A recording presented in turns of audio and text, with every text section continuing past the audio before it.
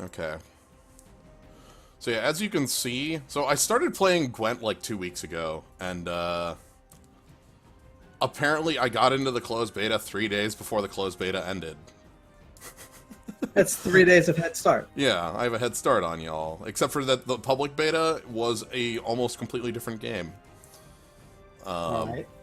Like, it has the same basic features, but almost every card that exists was changed, and a lot of the base abilities were also changed. We're going to be quick showing... I haven't opened this at all since we're in the public beta, or since the public beta started, so it's going to give me a bunch of tutorials to start things off. Which I guess will be nice for you, because it'll explain what the hell the game's all about. Yeah, I have no idea whatsoever. I don't know what even a card in this game looks like. Okay, well then let's go ahead and just get started with that then. So, welcome to the Witcher card game, Gwent. Obviously based off of a mini card game within The Witcher 3 that I have never played. So, apparently it was much more simple there. Right. I figure that the mini game in a much bigger game would be a lot simpler. Yeah. Yes. So it's gonna throw us directly into some tutorials. So, okay. The objective of the game. Some of these cards differ from their multiplayer versions. Sure, whatever. Before you start making any reckless wagers, perhaps I should refresh you on the rules. We've had a few changes lately. No, they added voice acting. I heard something to that effect. Fine. Spit it out. I didn't know they added like little voice acting clips here. That's neat. Losing already? Don't get excited. I've some powerful surprises. Didn't LSV work on this too? Saving them. I don't know who the design team on this was at all. I think he was a consultant on this one, but that's all. But still, How? By the way, is the game audible at all? Again checking audio. Are those voice clips audible? If not, I can turn it up a little bit. Want to check now before going any deeper. Game is audible. Okay. Sweet. All right. Oh man, like everything was just right when I hit. What the hell is this? All my game is quiet. Okay, I heard there's 3 audibles and a quiet. I don't know what that means. That's fine. Cool. Laid out several cards. Yes, easier to explain this way. All right. total strength. Yeah. So the objective of the game is you're playing a best of 3 match in one game. You know, you're trying to win 2 rounds within the game. Okay. And to win a round, you just have to end the round with more strength, just that number in the top left of each of the cards, and on the far left of the board, than your opponent. I could up the game a little bit. Okay, I've got like 4 people telling me that the game could be upped a little more, so I'm going to go ahead and do that quickly. Again, take care of it now before like we're in the middle of things and it's not... Okay. That should be better. So yeah, but the big thing is, again, you're trying to win best 2 out of 3 within one game. So you can't like go all... If you go all in on like the first round, you'll have no resources left to win rounds 2 and 3. You know, that sort of thing. Gotcha. Right. I shall go first. Yep. So yeah, you go back and forth playing cards.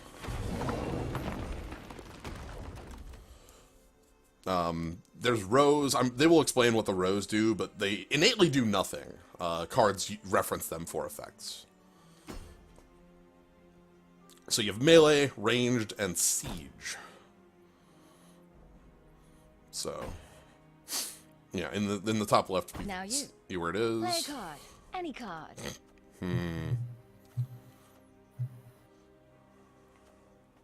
Yeah, so these rows don't matter immediately. We'll see a lot of cards that reference them, though. So yeah, you go back and forth playing cards until both players do not want to play a card or can't. Feels familiar. I'm winning.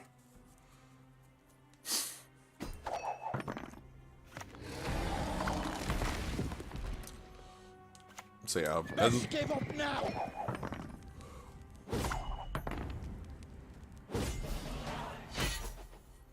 Yeah. Not bad to start. Now on to more advanced concepts. And then it should talk to us about, like, different, If you don't like some of your cards, you All can right. swap them out. Okay. I'm assuming it gets more complicated than this. Absolutely, that's just the base. This is literally the tutorial to teach somebody who knows nothing about the game what the game is about. Okay. So, the game starts, you start with 10 cards of your 25 card deck in your hand. At the beginning of the second round, you draw 2 cards. At the beginning of the third round, you draw 1 card. Those are the only 3 cards you draw over the course of the game. You know what? This time, swap out your special cards. I shall tell you about them later. Yeah, so at the beginning of the game, you get to mulligan 3 cards. So Okay. the game wants us to get rid of our spells, so 3 cards out of your 10? yes. Oh. And you can, like, if you mulligan a card, it immediately gets replaced. If you don't like the card that replaced it, you can just replace that one again. And you only draw those 3 cards by, like, naturally over the course of this game. That is correct. So you only have 13 out of your 25 card decks. Yeah, well, with the mulligan, you can see up to 16, and then, like, there's, like, cards that let you filter, obviously, but, like, innately, basically your starting hand is what you're playing with most of the time. Start Okay. by playing a powerful card. Perhaps... Oh, this one? Gotta admit, they made me look pretty good. You know, Geralt's card here. There's 3 different types of cards. I'm sure they'll go into gold, silver, and bronze cards later. I guess I'll let the game explain and then fill in. Now, watch this.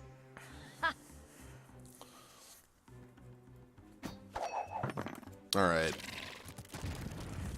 Hey, why didn't my card have an ability?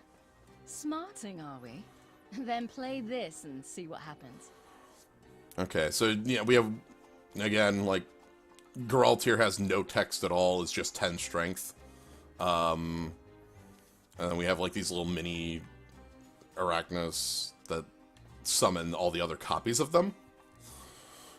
Which, like, so if you have 3 of these in your opening hand, you just, like, mulligan away the other 2, and then you can play it and summon the others from your deck. Yeah. Alright, so... Get Squadron Hawk out, basically, here. Yeah. Alright, it wants us to play Vernon Roche. I don't know who... Again, characters I don't know from this game. Like, I don't know who Ciri is. I know Geralt, because I've, I guess I've seen stuff, but... Vernon has so there's a lot of keywords in the open beta. Closed beta had no keywords. All the text was just, like, exactly what it did. But, like, so Vernon Roche here has deploy, which is on play. Damage, which reduces its power. An enemy, and enemy is, a unit on the opponent's side of the board. So. Gotcha. The North, to marry. So it doesn't matter which of these we hit. When a unit hits 0 strength, it goes away.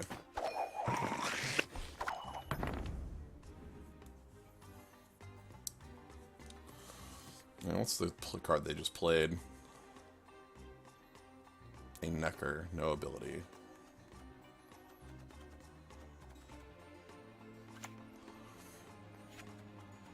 So, like, we have... A lot of these cards are very basic. Again, like, none of these are... Like, almost none of these are the text they actually have in the game. So it's interesting they're just doing, like, a sort of tutorial on, like, okay, here's how you play. Yeah, given that there's no resource cost or anything, I have to imagine there'll be a relatively low total number of things. And almost everything comes down to, like, their on-card ability. Yeah, either ability or just flat strength. Like, Geralt there being a 10, like, the fact that he has a gold card is going to matter here. So Ciri's about to play Scorch. Scorch is a card that destroys the highest strength unit on the field. The gold frames are the best. Perceptive as ever. Thanks, Geralt. Yeah, gold cards are just, like, flat immune to 99% of card text. You're restricted in how many gold cards you can include in a deck. And you can only include one copy of a gold card rather than the 3x, which is like the bronze cards in our hand. So... I'd pass if I were you. You've a solid lead. I'll need to play quite a few cards to catch up. Now this right here, what Siri's saying, is the biggest part of Gwent. Knowing when to pass around and say, like, I've got enough of a lead that either you're going to give me the round, or you're going to have to play, like, 2 cards to catch up to me, which at that point, like, yeah, you'll win the round, but you'll be down 5 cards in hand to my 7. So I'll be able to win the next 2 rounds fairly easily. Remember what Uncle Vesemir So basically, reading what your opponent is doing is super, super important. Yes. Not really. Gotcha. And card advantage and who is on the... Like, if you win a round, you are on the play on the next round, and being on the play is generally a disadvantage. Because your opponent is, like... This game seems like reaction is more powerful than being proactive. Right, like, so if we both have 7 cards in hand, and I'm the one who leads... Like, you know, I lead with my first card. If we play all 7 cards in our hand on the round, the player who didn't lead, my opponent, is going to have the final play. And if their final play is, you know, like a kill spell or a way to interact with the board, they'll be able to use it much more effectively than if it was their second to last play. And, like, you know, I had a last chance to react. Yeah. But... Vernon Roach is the leader of a commando unit that gets framed for something and mass executed. It escapes with the help of Geralt. Okay. So, yeah. So, exactly what I said. We lost the round, 17 to 18, but Siri had to play 2 cards in order to get there. Round, so I go first in this one. And now we are going to be ahead 2 cards. How about Yes. that? Seems Which means like that we are it'll be probably a going to take either round More 2 cards or than 3 I, true. easily, extremely easily. Or both of I'll them not go extremely down easily. without a fight. That's the hope. Geralt is basically a Highlander.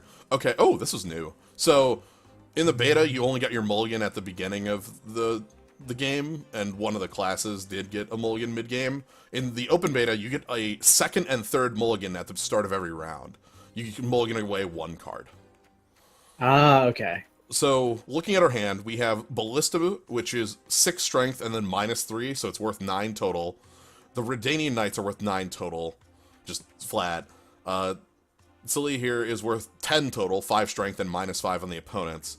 And then the Dunbanner Light Cavalry is only worth 8. So this is the card I'm going to mulligan away. You know, it's the weakest card we have. So I'm making an assumption here. When they said that gold cards are immune to most abilities, is it that only the same or higher level card can affect a lower or equal card? Not even that. Gold cards are even immune to gold. It's like 3 cards in the entire game that, like, literally affect gold cards. Gold cards okay. are just...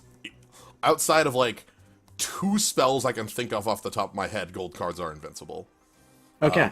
Like, so it's super safe to play them. However, that's not always a benefit. So if I take a look here at the far left, okay, boost. Trigger this unit when the unit is placed on the... Okay, so this has a different ability here, the Blue Stripe Commando. So it has Bond, which is trigger when a unit... This unit is placed on the board, and each time another unit is played on the same side. And then boost boosts a unit to the left of it. So And they ignore this, too? yeah, they, like, gold cards are immune to like, again, abilities can't touch them. So They have Shroud, not Hexproof. correct. Gotcha. With again, very few exceptions. So we want to lead off with, I'm going to lead off with the Dunbanner, like, Aye, cavalry. aye, sir. Okay. So what's up with silver cards, then? Silver cards are, you can only include 6 silver cards in your deck, and they're one-ofs. They're like they're kind of like powerful effects, like the Scorch that our opponent played here. If I can, how do I take a look at Grave? One of these buttons. Maybe I can't do it right now. Our opponent played that Scorch. That's a card you can only play one of, and also it takes up one of your 6 silver slots. Gotcha, okay. So, there's positioning in the game, as this Blue Stripes Commando tells you. So unlike gold cards, silver cards don't have like an inherent quality associated with them, but they're still limited and they're powerful by nature. That is correct. So again, like, okay, yeah. So Siri passed here because, you know, they know they can't win this round, and are just going to try to play for round 3. Because this puts us on the play. Final round. Ready? We've each won once, so whoever wins this round wins the game, the battle, the day. Yeah.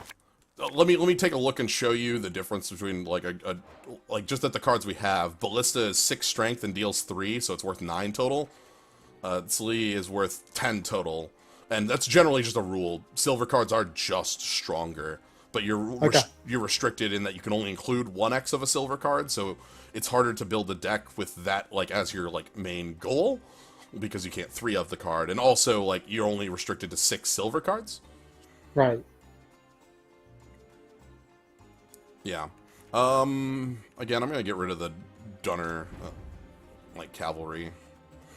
And we're just gonna use these to boost things. But yeah, a lot of the game is in the back and forth and trying to figure out how far you want to push around to win it, or knowing when to, know when to hold them, know when to fold them, that sort of thing. And that basically all culminates in the third round, where inevitably you'll both be playing out your entire heads at this point. Yes. There's no taking back at this point.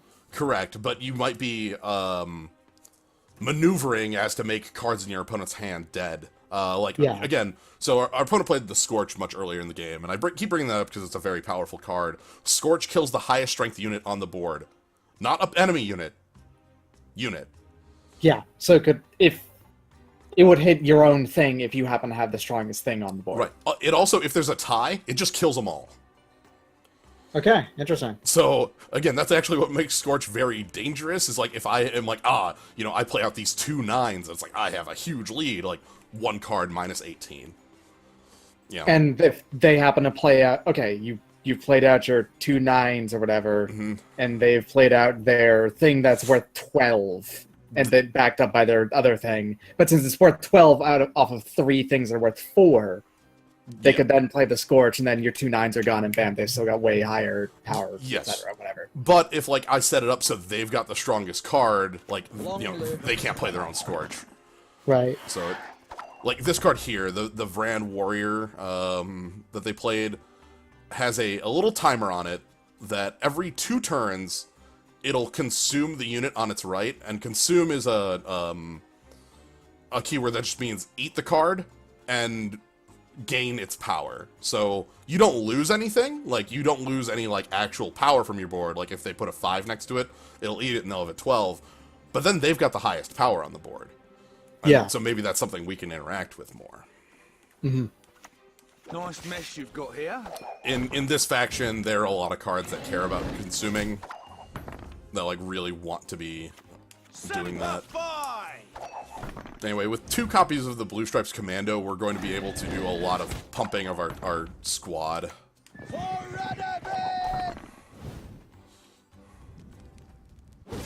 Fine. Okay. You win. Congrats. I guess in the tutorial here, we'll just pass, so.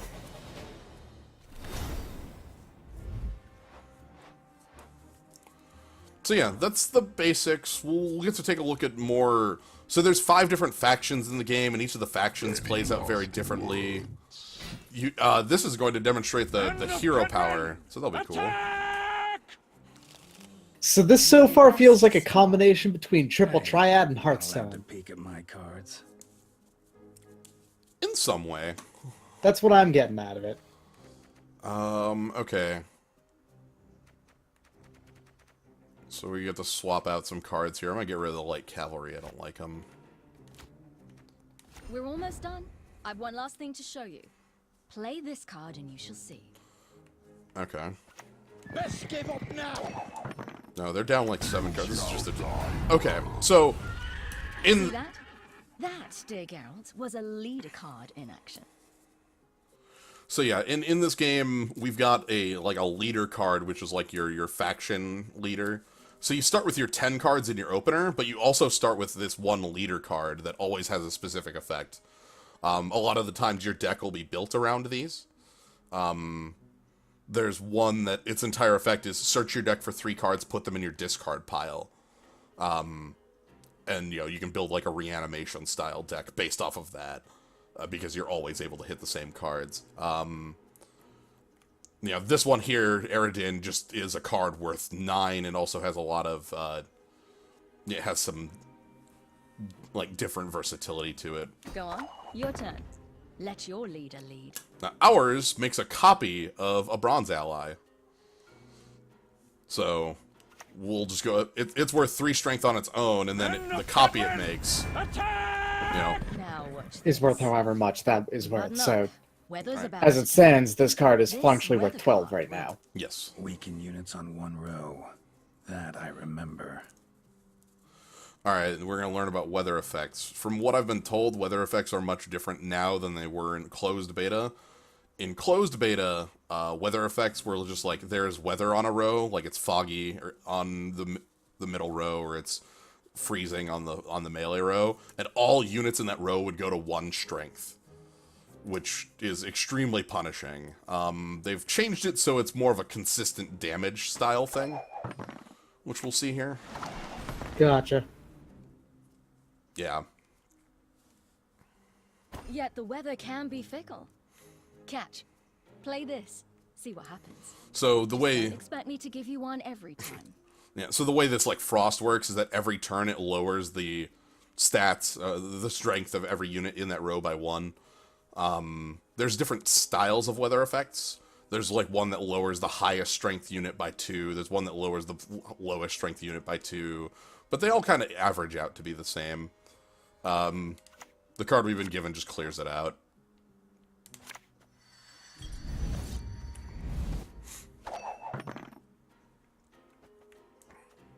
So you mentioned factions earlier, Yes. Play this too. and I'm assuming that the banner on the left and under their number is the thing that depicts what the faction they're part of. That is correct. Like, our cards that are blue here are from the Northern Realms, whereas the red banner that looks more frayed is the Monster Faction one. Gotcha. There are 3 other factions as well. Is this brown with the travel pack, is that the neutral faction sort of thing? The brown with the, like, yeah, the horn that I'm holding right here, that is a neutral card. Yeah, okay. That's what I figured. Funnily enough, my hand has 2 copies of this card, which is, this is a silver card. That shouldn't happen. Alright, nice. Okay, so here, the game even demonstrated that, like, the Is gold that card so? didn't get the pump. Then prove it. Pass and we can begin. Right, okay. Yep.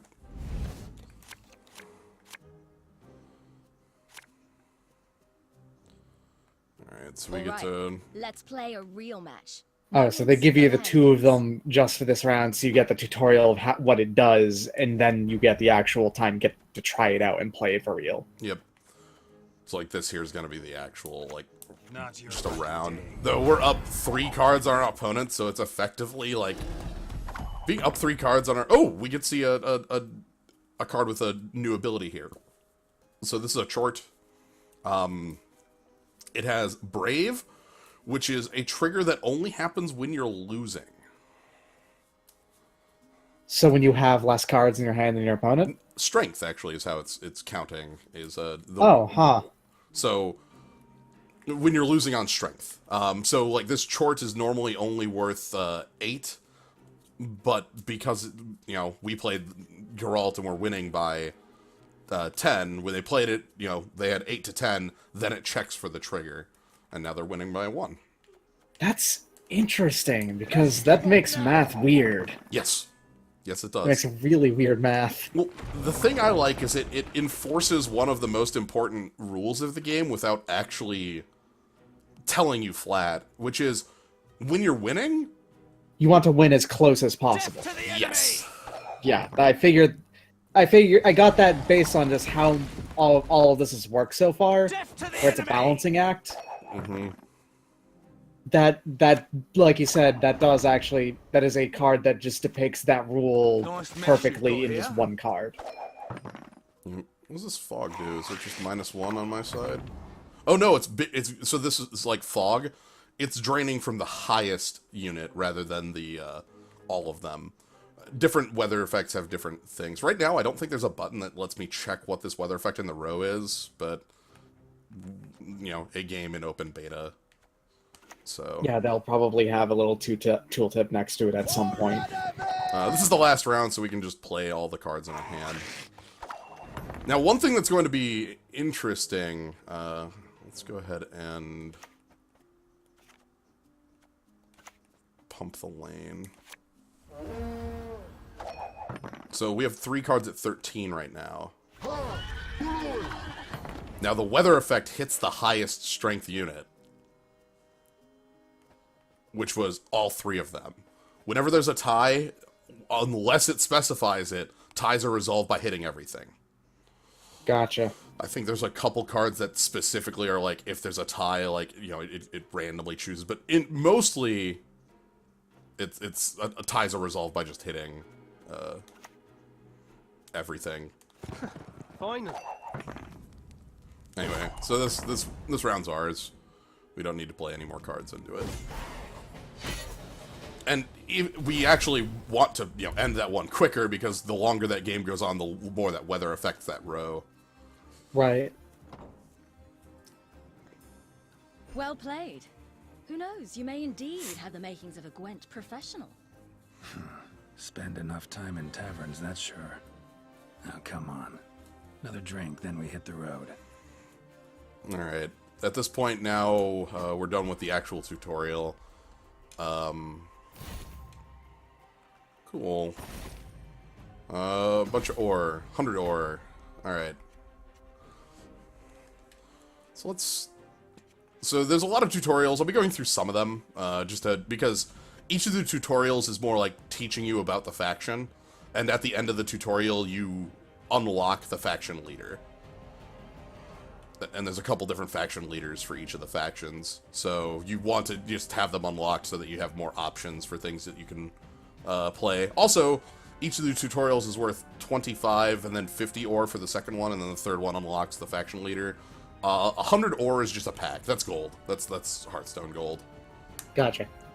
Let's hit back here. Okay. Thanks for being in the closed beta. Oh, sweet. I got some stuff for being in the closed beta. Nifty. Hey. Cool. 100 scraps. Oh, 3 more kegs for that. Sweet.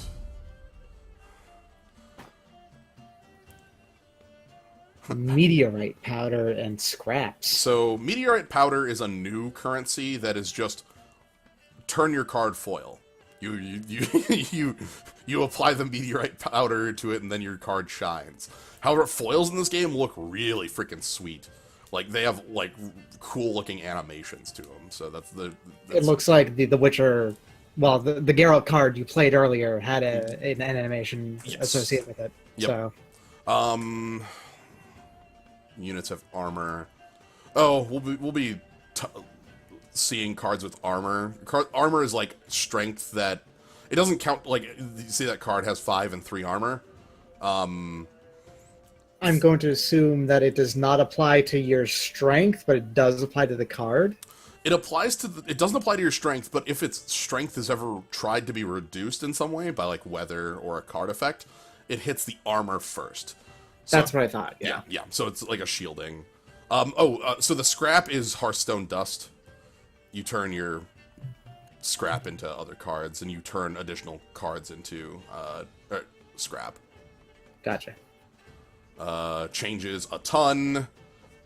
Northern Felm's reaction has been reworked and undergone major changes. Several cards and monsters have been improved. Several cards with issues have been improved. Several cards have been improved. All that stuff.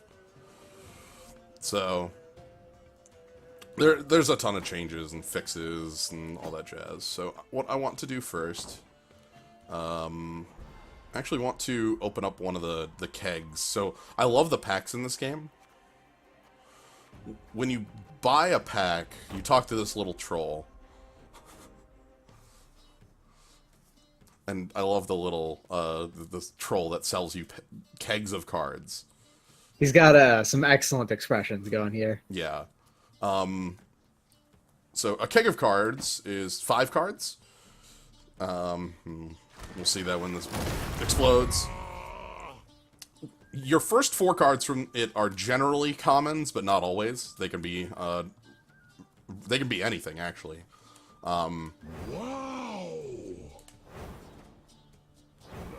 Let's see if we get we get. So you know we open up our comments here, but the 5th card we get a choice of. Oh, interesting. Yeah, I'm just taking a look at the cards here.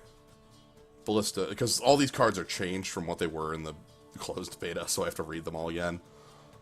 Boost all copies of this unit by 1, wherever they are. Trio, deal damage to the highest enemy by half its power. Rounding down, ignoring armor. Okay, so having 3 copies of Reaver Hunter is very powerful. Yeah, and wherever they are, that includes if they're in the deck. I'm assuming is how Hand, it is. deck, grave, and play. Gotcha. Yeah. Oh, so the little, like, this Reaver Hunter, actually all the units here have a little circle for the row that they can go in. That means you can put them in any row. Oh, okay. Yeah, that makes sense. Oh, is the trolls aren't little. Well, I don't know. All right, so yeah, then we get to pick a card that we want. And, you know, so if there's a card we already own, we can ignore that. Gotcha.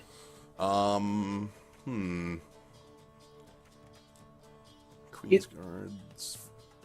I'm going to assume veteran, the longer it stays on the board, the better it gets. Veteran is actually a rework of the Skellige faction passive.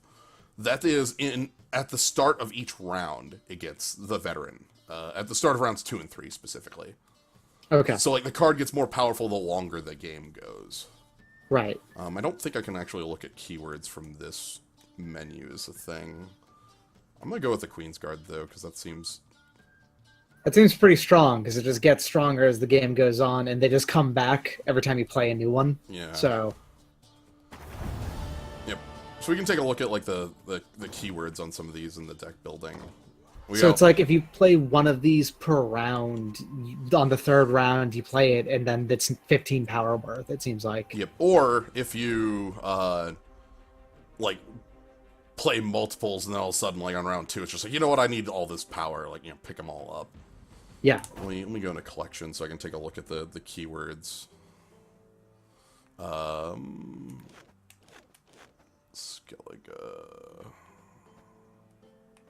Here's the Queen's Guard.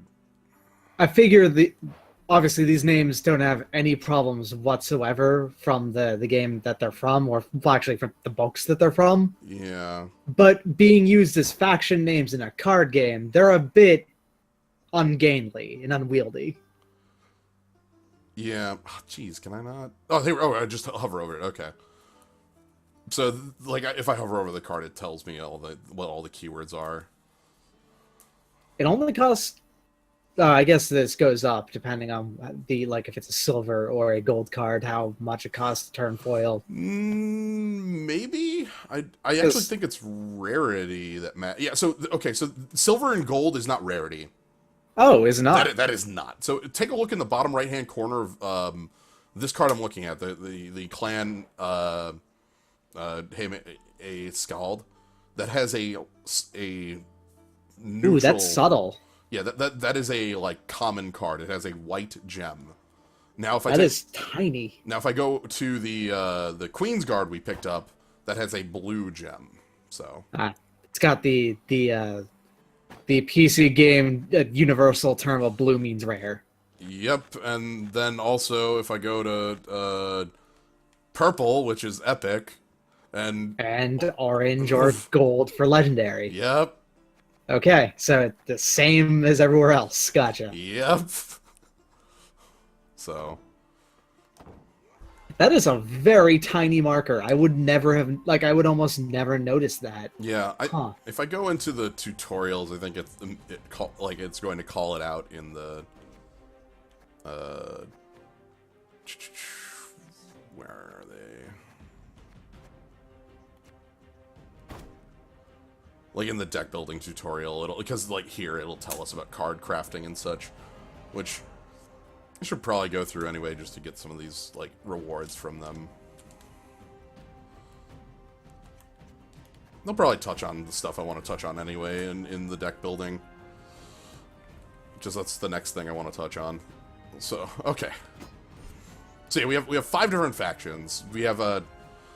Now, they did alter the factions a lot between closed and open, so I'm not 100% on it if they're the same as they were before. Skellige cared about, like, had the most resurrection units, like ways to recur from the grave, could ignore a decent number of weather effects, and cared about having damaged units.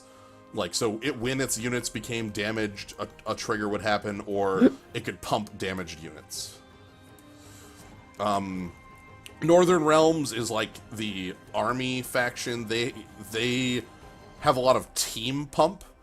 In the beta, they could make cards gold, which was like very powerful, because it's like, okay, I can pump my team and then make them into, like, make them gold so they're immune to removal.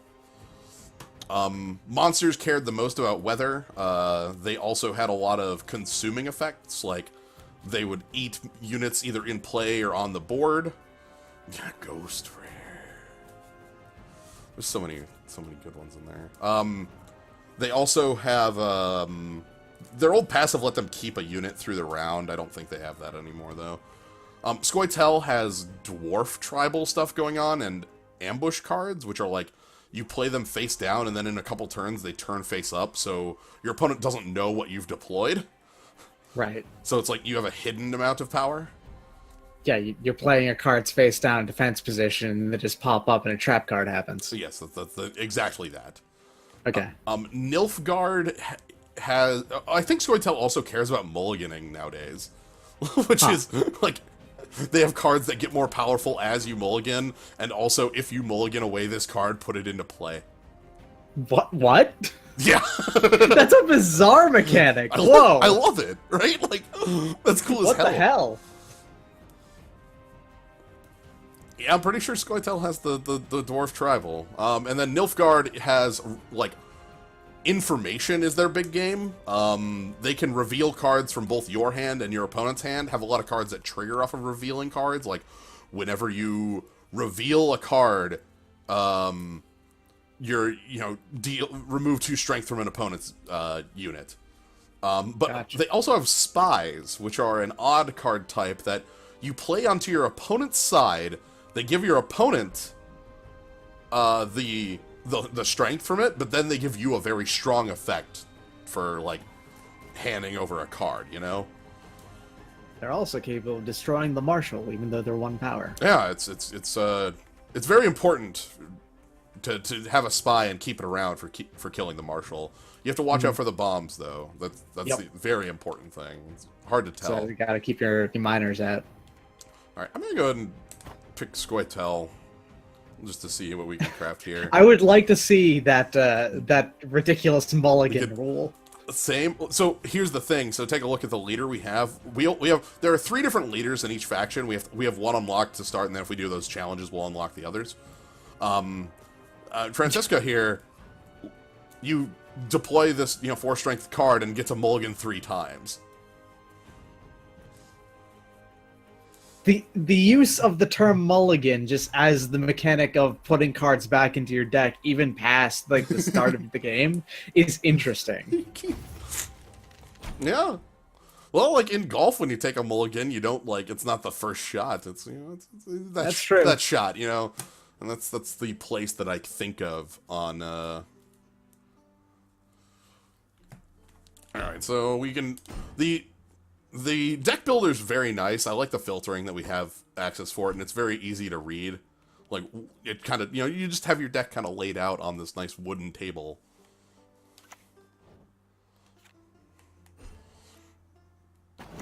Yeah, so, over on the left are the deck building restrictions that I talked about earlier. Bronze cards, you can have any number, you can have up to 3 of them in your deck, and you can have any number of a bronze card. Like, you're not restricted to having 6 or 4, like the gold or silver cards. The gold and silver cards, you are only allowed 6 silver and 4 gold cards. And they're singleton in singleton. those decks. Yeah. Sure. The only difference between the silver and gold is that gold is immune to most effects. Okay. And you have a max card of 20. Oh, you have a minimum of 25 and a max of 40. Interesting. I have never seen a reason to go over 25 because that would really dilute your. You don't get more gold and silver cards for upping that, you know. Yeah, I figure I have. Maybe that'll be in preparation of the game becoming very degenerate as time goes on, as you just keep on playing more and more things out of your deck without actually playing cards from your hand. Yeah, I don't know. But the base is you get 5 different 3-ofs, you know, in your bronze cards, 6 silver cards, and 4 gold cards, and that's your generic deck, you know. Right. Obviously, you don't have to do that. You can play any number of bronze cards, and if there's a bronze card you only want 1 of, you can do that. Like, you can see some of the spells in the deck. We might not want 3 of them because maybe they're a little more specific in uses. Yeah. So, anyway, that's the deck building tutorial thing.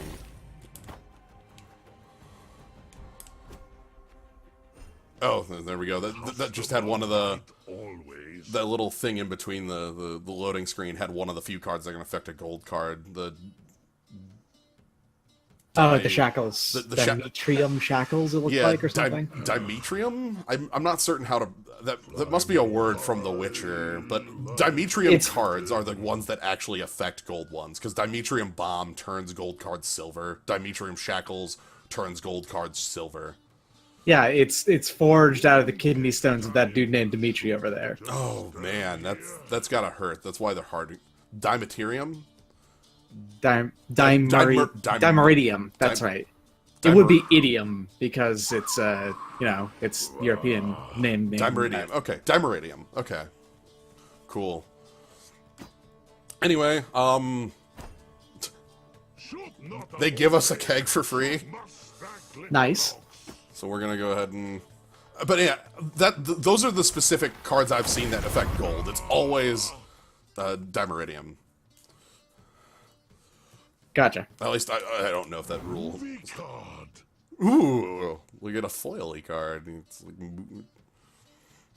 First Light is a good card to be a foil of. First Light is just a very good generic card to include in a deck.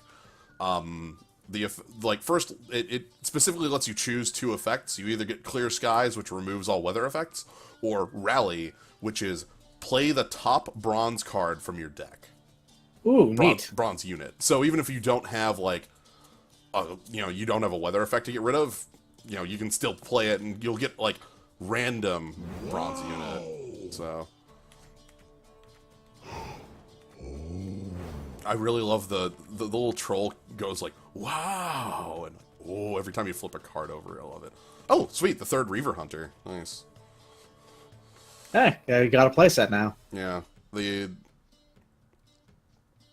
like the infantry here. I think 8 is the general baseline for what a card is worth. At least that wasn't the closed beta. That might be different for like a bronze card. So like, and if you beat conditions, you'll get higher than 8.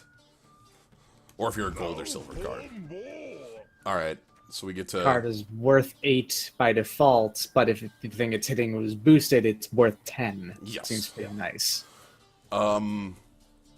Mulligan Defender here has a powerful keyword, resilient, which is a resilient card will go through a round and then lose resilient and stay on the board. Oh, dang, that sounds real powerful. Yeah, so like if if I play the Mulligan Defender and then use like that potion from earlier to boost its strength, then I have like a 13 strength unit that lasts 2 rounds. Which means it's like functionally worth 23. That'd be huge. 23. What? No, 26. Yeah, on it also makes it very like, so if I just start the first round by playing like Mulligan Defender, pumping it, and then passing, it's like, okay, you need to play like 2 cards to beat this, and then even if you do, I still have the 13 in play, like, Yeah.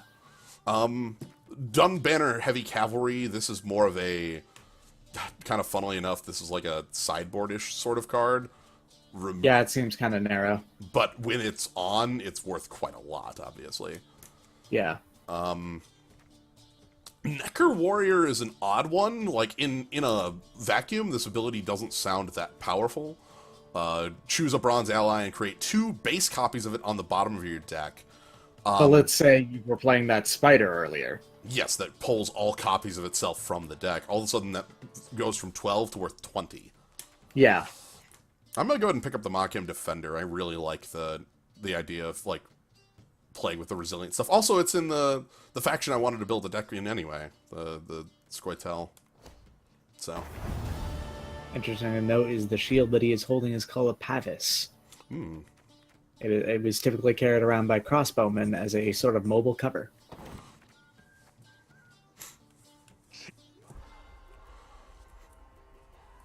alright, and then we can do I can do card crafting one quick to go through the little crafty tutorial. So, scrap is Hearthstone dust. This entire tutorial is going to tell us this is Hearthstone dust. You can get rid of extra copies of cards for 1/4 of their cost in, or I'm sorry, 1/8 in their cost in scrap, which, weird, 40 for a common and 5 for dusting in Hearthstone versus like 80 and 10. It comes up a lot here because, again, you only ever need to own 1 copy of a silver or gold card. Yeah, that makes sense because they're singleton by nature. You don't ever need any more than the ones you get. Yep. And I'm assuming this just has a dust all excess cards. Yes, it function. does. Okay, because if you had to go through all of them manually, that would be miserable. Yep. And it's making us craft another first light, so, it gave us 30 dust, and then...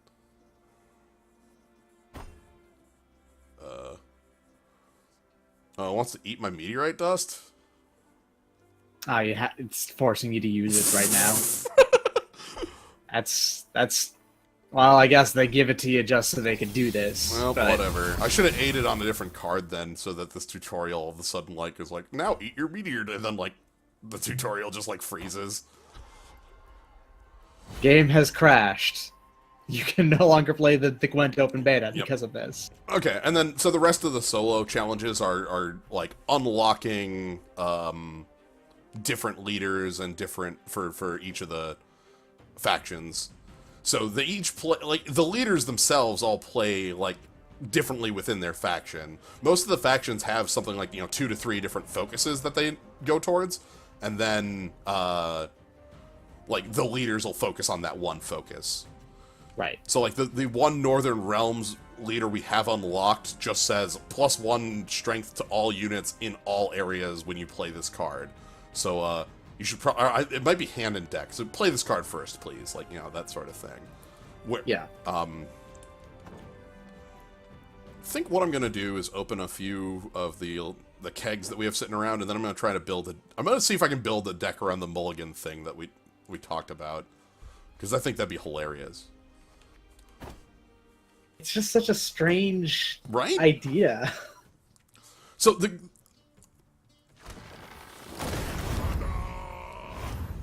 yeah, here it is. Okay. Whenever you mulligan a card, boost this unit by 1, wherever it is. Huh. So, it's only worth 3 strength base. It's a rare, though. So you can open rares in here. But, like, with your first 3 mulligans in the game, that goes up to 6. And then, like, if you're using that faction ability that lets you mulligan 3 more times, that's 9, which is now over the base. And then with your mid-round mulligans, it goes up to 10 and 11. Not to mention if there's any other cards that let you mulligan. So Yeah. Goody. So this is just... Nice. Nope. And here it is. Here's the Elven War Dancer. Summon this unit immediately after it is mulliganed. Okay. I love it. The card is completely 100% based around getting rid of it with mulligans because it's only 3 power. Right. It's free, but being free means that it has to be under powered. Also, the Wild Hunt Rider is an interesting one here. This is... So, round end, Brave. If this unit is on the board, give it Resilience. So, Brave is... If you're losing in strength, this triggers. And resilience is that it sticks around. So this will stick around if you lose the round. Yes. Neat. And trio is if you control 3 copies of, I think it's this card. It might be 3 copies of cards with trio. I'll have to take a look at the actual text. I'm not familiar with that keyword. Alright, what do we got here? That's neat because, like, your first turn might be you play 2 of those and you pass. Mm-hmm. And you're deliberately trying to lose that first round. So it might actually be in your opponent's, like, interest to lose that round so those 2 go away and you don't get to play that third one and boost it. Yep. Alright, I think we might want to pick up this third copy of this guard. This is the Dwarf Tribal I talked about. Mm-hmm. So this card, again, is sort of meant to combo with that Resilient Dwarf we saw earlier. You know, you play it, that card was a Dwarf, so now it's 10 Strength and Resilient. Yeah. What the heck is the... Summon this unit whenever a different ally with the same power is played on that unit's row. Trio, create 1 base copy of a blue striped commando at the bottom of your... This is a very funky card. I'm trying to parse that first ability. Summon this unit whenever a So different ally... Okay, so if you have another 3 power thing that's not this creature on the board, you get a second one of these when you play it. Well, you get... And if you have 3 out, you put an extra one into your deck. Right. Actually, I think you get all 3 of them from your deck if you have 3 of these in your deck. Like, you just get them whenever it's... This seems like something you could easily build a deck around and just have a bunch of 3 strength things. Yeah, and you just keep on playing this over and over again. And Yeah. You just overload the board with just three power dudes. Yep. And then Adrenaline Rush is sort of it's both a counter to Resilience and also giving yourself one because you can toggle Resilience on a card. So you can turn it off or turn it on your own card. So That actually is pretty good. That's versatile in its own sort of way. I'm going to go with the Dwarf so we own 3 copies of it. Yeah. And we'll keep going through here and kind of talking about deck building as we go through. Hopefully we get to, like, an interesting point. Yep, another Wild Hunt Rider, another Reaver Hunter. Okay, so we'll have some cards to crush. Oh, geez, this one's worth a lot here. The Clan Hame Scald. Boost the 3 units to the left by 3, 2, and 1. Ooh, dang. And then it also gets stronger in rounds 2 and 3. So this card alone can be worth, like, between 10 and 12. But you have to be pretty committed to the board. And also one specific row in order for it to function. Nice. So... we're not going to be able to crush cards yet, but we have dust to make cards with. So... and then oh, sweet. Deploy Mulligan. All right, excellent. All right, we're getting there. Why does that card count as siege? It's clearly just a dude on a horse with a sword. Yeah, I don't know. Okay. Good ass. Nope, I found a 3 strength unit for that commando we just saw. Summon all copies of this unit. So that's just play that. It's 9 power because you get all 3 of them. Yeah. And then also get, like, the Blue Stripes Commando, because they also summon when you play a different named unit with the same strength. So I guess that's one of the mechanics of, like, it's play a bunch of little tiny dudes, and then also they have the pumping your squad mechanic going on. All right. Elven Mercenary is a different, is the first spy that we see here. So you can see it has the red eyeball on it. So that means that it's a spy here. So it's worth 2 strength for our opponent. First, if we just look at the deploy, draw 2 bronze special cards. Special cards are spells. Play 1 and shuffle the other back. So, like, you give up 2 strength to your opponent, but you get to, like, kind of tutor for a spell in some way. But then you get a sort of even mind sensor tutor kind of thing going on. But then the second half of the text of, if this unit is spying, move it to your side after you play an ambush unit. So you want to be able to play that ambush, and then all of a sudden there's no downside to playing this card. Right. Like, now all of a sudden I get it back. Or maybe, you know, like, that seems very cool. I want to pick up the medic here. I don't know. Resurrect a bronze unit from your opponent's graveyard. So it's only 1 strength on its own, but the resurrection on it means that it's probably worth, like, more than that. He's a doctor that's gonna put a worm in you. I know. Even wearing the Plague Doctor mask, the little bird Yep. mask like that, that's usually filled with... It's filled with exotic herbs and spices. That's So I'm thinking about picking up the infantryman so I could start building that, or the mercenary. I don't know if either of these are the best, but... I like the pile of 3-drops idea Yeah. as a plan, too. Let's pick that up so we can start on that plan. Yeah. I think the thing is that with the deck I want to build in Squirtle, I'm not going to be doing, like... I want to be focusing on the mulligan aspect, not the ambush aspect. Yeah. And maybe there's cards that overlap. We'll see. So, like, it seems like with Squirtle, the 3 mechanics are dwarf, tribal, ambush, and the mulligan rules. Yep. Ooh, I like Archgriffin a lot. This is just a good... Again, it's below the curve, but being able to get rid of weather. It can get rid of weather and can be deployed on any row, so it can also... Oh, shit. We got a purple out of these. Oh, neat. Margarita allow... Oh, God, I'm gonna... Let me... Margarita locks Antony. Los Antilles? Nantie? I don't know. I think it's Los Antilles. I don't... I cannot. Anyway... So what does Reset do in Toglet's Lock? So, let's talk about both of these. Reset puts it to base strength. Like, whatever the card says in the top left corner. So, like, if they pumped a card with, that potion, or if you want to reset a damage unit, you can. Lock blanks text box. Ooh, okay, so it's silence. It's not... This one specifically is silence in the sense that it both gets rid of the strength and locks it. So it's silence the strength and the text box, but lock itself is just the text box. It does not touch the strength at all. This card, however... Lock is eternal silence. It's not... Yes. It's not the Hearthstone silence. In this case, this creature is Hearthstone silence, but most is not. Right. Also, like, this is very below for the strength for a card, but this is kind of like a spell that also has a body attached.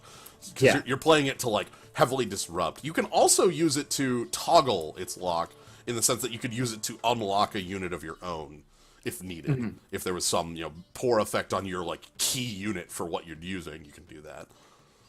Wow! Oh, dang, this is a...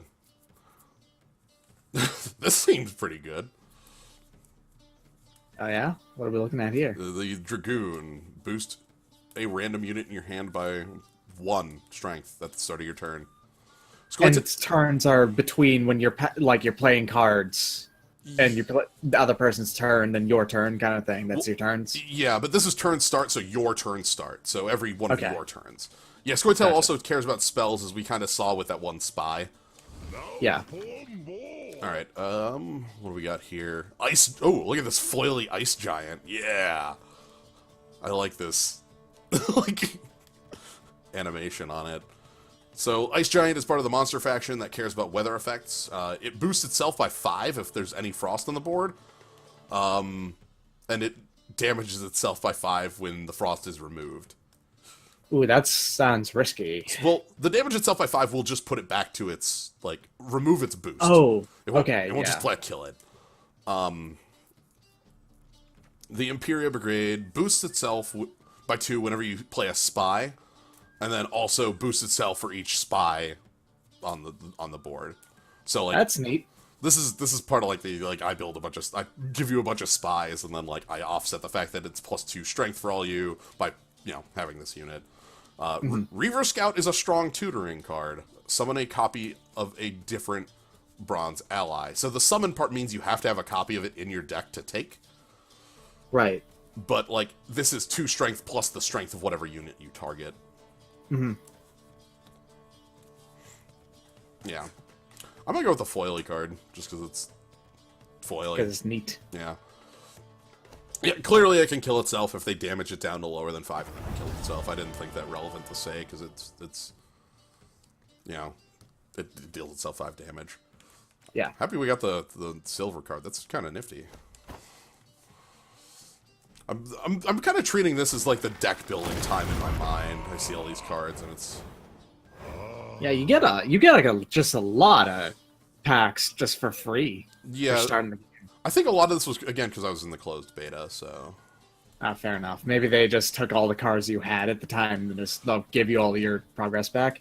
That is a 10 power, 2 armor thing that requires you to reveal a card from your hand, huh? yeah. So you give up information, so your opponent now knows like you're holding this, but this faction like gains bonuses from revealing cards as well.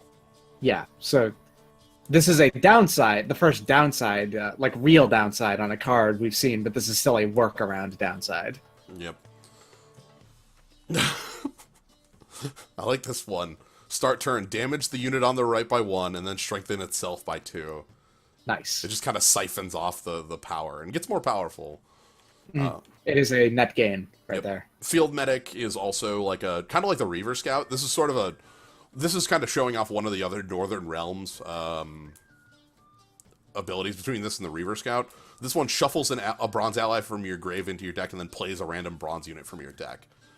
I'm already I bet the foil of that card is pretty uncomfortable given that they're about to amputate that dude's arm. Yeah.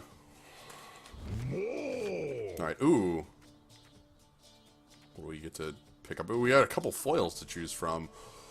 Oh, here's the one of the reveal cards. Whenever you reveal a card, boost this unit by 1 wherever it is.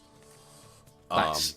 I'm all about Priestess of Freya, though. This card is, this was the card I used all the time in the closed beta in Scoia'tael. It's just resurrect a unit from your grave, which, like, it's 1 plus whatever you resurrect. It's very strong the longer the game goes. Oh, by the way, when you choose a faction, you have to play in faction or neutral cards in that deck, right? That's correct. Okay, there's no mixing factions. Yeah, there's no, like, playing at some sort of cost. Ooh, hey, we got another epic card here. Genfret.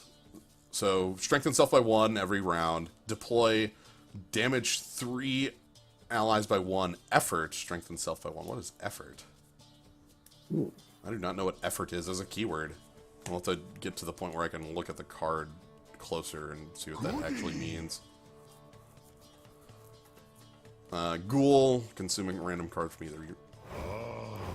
Like some of the keywords I don't know because I just have not played the open beta yet, and like, you know. Yeah, and maybe that wasn't a keyword, and like it just explained what it did in the closed beta, but you've just forgotten what the card does right now.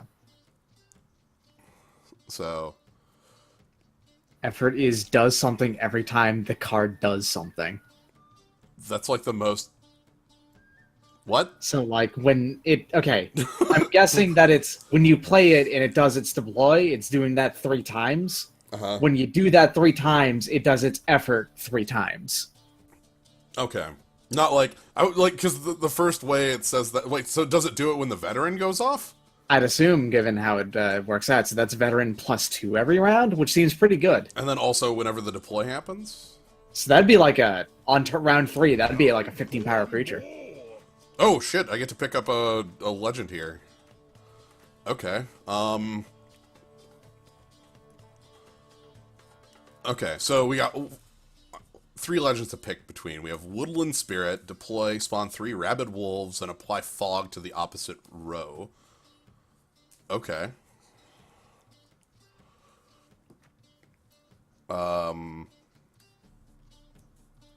It's veteran on the deploy. That sentence doesn't make any sense to me, Hans. Siri Dash. Whenever this unit enters the graveyard, strengthen it by 3 and shuffle it back into your deck. So, ooh, dang. This might be really good for, like, the fact that we're playing a Mulligan heavy deck. Okay, it's, is that a... Okay, the legendary cards have their own unique versions of the borders as well. Okay, yeah, gotcha. These are all gold cards here, though. Yeah, and this right here is a legendary neutral card that if you do the... Yeah, okay, yeah. Gotcha. Yeah. Distrika, deploy... So 4 strength for your opponent, but play the top 2 cards from your deck. Cool. Oof. including golds. It says just any 2 cards. Yeah, so literally the top 2. This is a tough one. Ooh. None of these are... All none all of 3 of these are seem pretty good. Yeah. I mean, we haven't really thought about wanting to play monsters so far, so it's more between the 2 right ones, but it's even still. Okay. Even though this monster one just sounds... I don't know what a rabid wolf is, but I'm assuming it's like 1 or 2 strength. But I know what fog is, because we saw that. And the fact that you can apply fog to any row means that, like, Yeah. if your opponent's, like, heavily invested in this one row, you're just like, okay, fine, crush that one row. I kind of want to pick up Ciri, because, for one, neutral, so I can put it in any deck. Yeah. Dijkstra is how it would be, like... Yeah. Okay. I guess that's a J that's being pronounced like a Y, is my guess. So Dijkstra. Yeah. That makes sense. Yeah, Dijkstra. All right. So it's effort only on the deploy, apparently, on that card. So the veteran thing doesn't double take, but that makes sense. Okay. But yeah, so yeah, Spawn creates them out of thin air, Summon pulls them from the deck. That's the difference between the two. And what are the stats on the Rabid Wolves? There's 1 power things. I can't look at them from this menu. I don't know. Yeah. I'm going to go with Ciri Dash, because it's the card that I can play in any deck rather than faction-specific, even though I think Dijkstra is the... Probably the stronger card of the 2, strongest card, but Ciri seems like a very interesting one to include. So yeah. Mm. I really want to build that Mulligan deck. Yeah, and... Well, when you mulligan, do they go to the graveyard or back into your deck? Back into your deck. So if you try to build that mulligan thing planned, wouldn't that not go into your graveyard? No. The way I'm thinking of it is I play Ciri Dash on 1, and then, like, Ciri Dash goes back into the deck at 12 strength, and then because I, like, mulligan a bunch on round 2, Ciri Dash just shows back up in my hand. Okay. Move an ally to this row and boost it by 3. We got another medic. Oh, okay, Clan... these skirmishers are the card that you want to do, like, a lot of resurrecting with. They get 3 stronger every time they hit the grave. So it seems like 9 is the generic power that you're aiming for. So Yeah. So like after you do that first time, it gets bigger, and all you have to do it is once, because by the second round it's already strength 10 because of that veteran. I think this is a different art on the Queen's Guard. I think the Queen's Guard that we had earlier. This is the same might have been card, though. foil? I think. Yeah. I think I'm still gonna pick it because then, like, we own 2 copies of the Queen's Guard. Foglet's pretty cool too, though, if you have some sort of fog to boost it. Yeah, and then if we got a 3rd copy of the Queen's Guard, we have that plan hanging out in Skellig. Yeah, in the skeleton faction. Suspiciously absent of skeletons. Summon this unit. Okay, we got a 2nd copy of the summon after it's mulliganed. That's good. Some cards just have alternate art. Neat. I'm going to assume cards that you're intended to play 3s of have 3 different sets of art, so you can just play one of each. 3 different. Yeah. That makes sense. So you can, like, see, so you can kind of tell at a glance, I guess. Mm-hmm. So you got that 2nd copy of that infantryman, like I said. That's good. Actually, the 2nd copies of both of the plans that we were working towards. So, nice. Oh boy. Okay. So we've got a Trollololo, which is a troll. Trollololo. Yep. 8 strength, 4 armor. Counts as a part of any trio.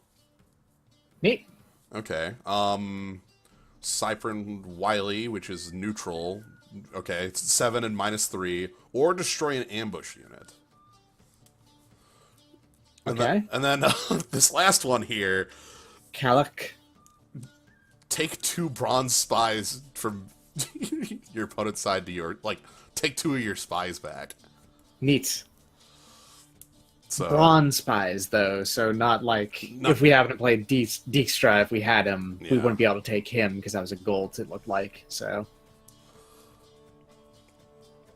no, the trio part means, like, it's just part of a trio. I'm probably gonna take the foily with the...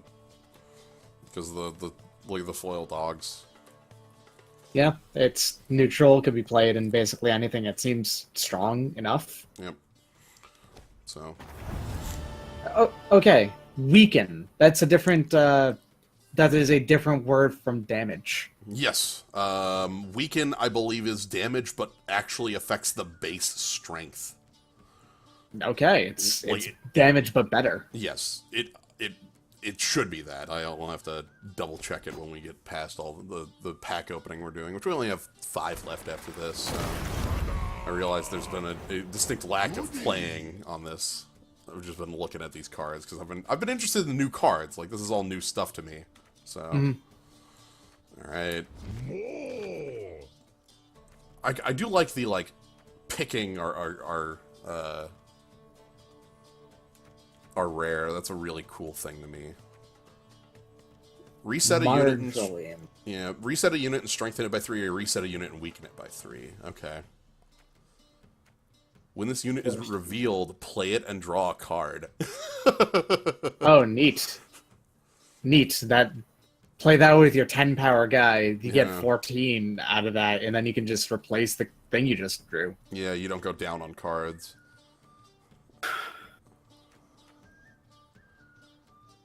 You can already tell that the words draw a card are the most sought after thing in this entire game. Yeah.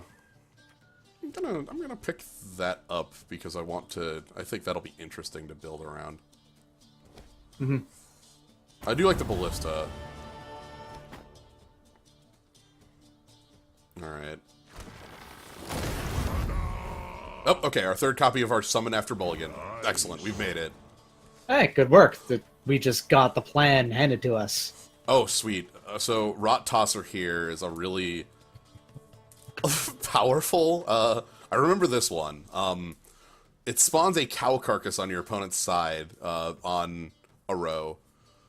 At the end of 2 turns, the cow carcass explodes and takes the weakest unit on that row with it. Neat. So, like, your opponent has some time to, like, maybe play another unit in that row that's weaker, but, like, maybe they don't have another unit that's weak enough, and you just get to take out, like, 8 strength with it. Nice. And we've also got another one of those Nilfgaard Knights. Now for more. Ooh, here's that Blue Stripes Commando we can pick up. That's part of the 3-cost plan that we were looking at. Oh, yeah. We also have another Ice Giant if we want to do that, but I think we'll have 3 of those. And then Raging Bear. Retaliation transform into a Raging Bear. Retaliation is when this card is damaged. Oh, okay. So we saw that card that we were talking about earlier that had like the weaken or deal 1 damage to each of your own units, or like 3 of your own units. Yeah. And then it got strength. This is the reason you'd want that. Yeah. So, and I think the bear is 11 strength. I'm gonna take the Blue Stripes Commando.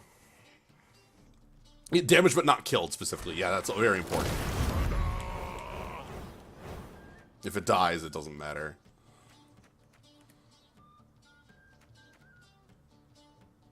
Okay.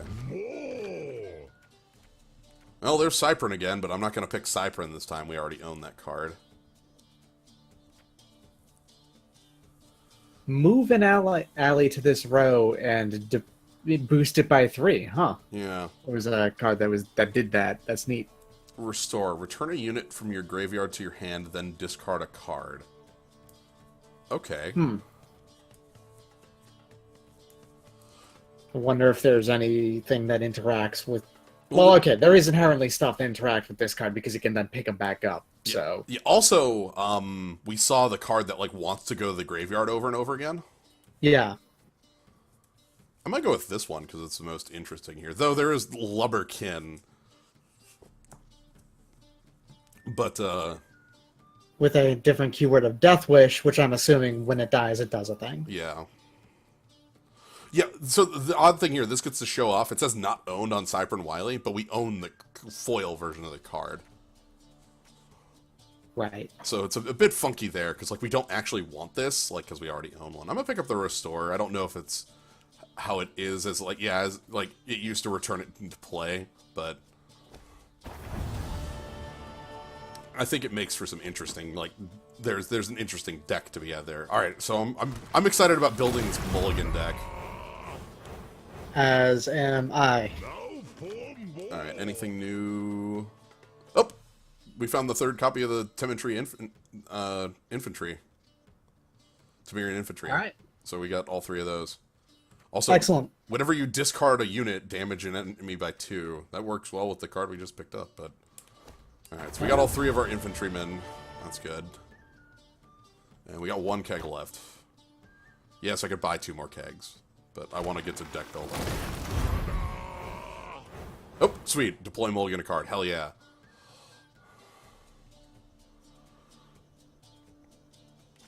Oh, they heavily changed this card. This used to be the card Warcry, which doubled the strength of all damaged units.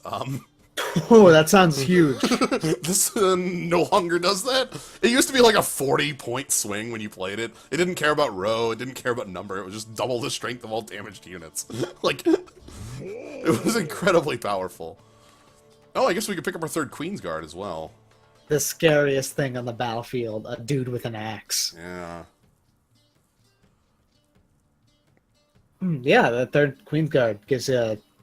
We've got like 3 different decks that we could make. Yeah, we can And build... we've got the makings of a 4th even, because of the reveal plan. So here's the thing with the Queen's Guard. We were talking about, like, okay, you play them all in the last round and get things going, but what if I, like, get them all in the grave and then start resurrecting them later in the game? And it's like, okay, True. I just get, 13 or 15 power. Alright, so let's go ahead and build the, let's build that deck. So deck builder, we want to go in and build a... So let's go ahead and new deck, Scoia'tael, Francesca. And let's find all our cards that care about mulliganing and start building the deck that way. So we have our Yep, we have 3 copies of Summon This Unit when it's mulliganed, so that's good. Yeah, we've got 3 copies of that. We've got 2 copies of Mulligan a card once you play it. We've got 1 copy of when you mulligan a card, boost it. We might want to make more of those. Yeah, I figured we probably have enough scrap to make it like 1 of them. Yeah. I'm going to fill out the rest of the deck with some of the... Well, actually, let's take a look at our golds that we have. We have... Oh, we got that legendary, too, that we could just put in here. So Geralt Geralt specifically does have a text in the game, not just the 10 strength. Geralt has Brave plus 3 strength. Okay. So Geralt is like, if you're losing, is worth 13. So we have 4 gold cards, so we get Geralt in here. We're gonna do our foily Geralt. We'll do Ciri Dash. We get Triss Marigold, which is 5 damage to a unit. And what is this Draconid? Deploy, boost self by +1 for each dwarf ally, damage an enemy by the number of elf allies. Huh. He's friend of dwarf and elf. Okay. Say synthesis. It follows the rules of dragons have long, dumb names. I like that. That's just how dragons work. It is. I'm not saying that they're wrong. They're 100% right to go for it. Alright, and then for our silver cards, we can include Cyprian. That's a pretty nice one to include. So weaken is just weaken a base power. Yeah. Cleaver, okay, that toggles a unit's lock, so we have a way to, like, lock something off. Is also a dwarf, which is good in our deck. Barclay Elves. Actually, question. Mm-hmm. Does damage... Okay, never mind. If you damage a card with Resilient, does that stick around? Or do you have to weaken the card? Okay. It sticks around. Weaken just weakens its base power so that, like, later in the game it will be, It also would go through armor, I think. Let's include Doo-Doo, which is just copy an enemy's power. What else do we have? I want to include a Scorch, because Scorch is just a very powerful effect to have around. Mm-hmm. We have 1 more silver. I could include a Decoy. That actually might be nice. So Decoy picks up an ally, strengthens it by 3, and then replays it. Which has a lot of power to it. You can re-trigger come into play effects. You can dodge if your unit has been like damaged but not weakened. You can reset it. I'm also going to include a couple of our clear skies, so that we have that, and then the rest of the deck I'm going to fill out with those like resilient dwarves that we have around. Mm-hmm. So resilient dwarf, resilient dwarf, resilient dwarf, and then do we have boost an ally if it's a dwarf boosted by 3? And do we have anything else that cares about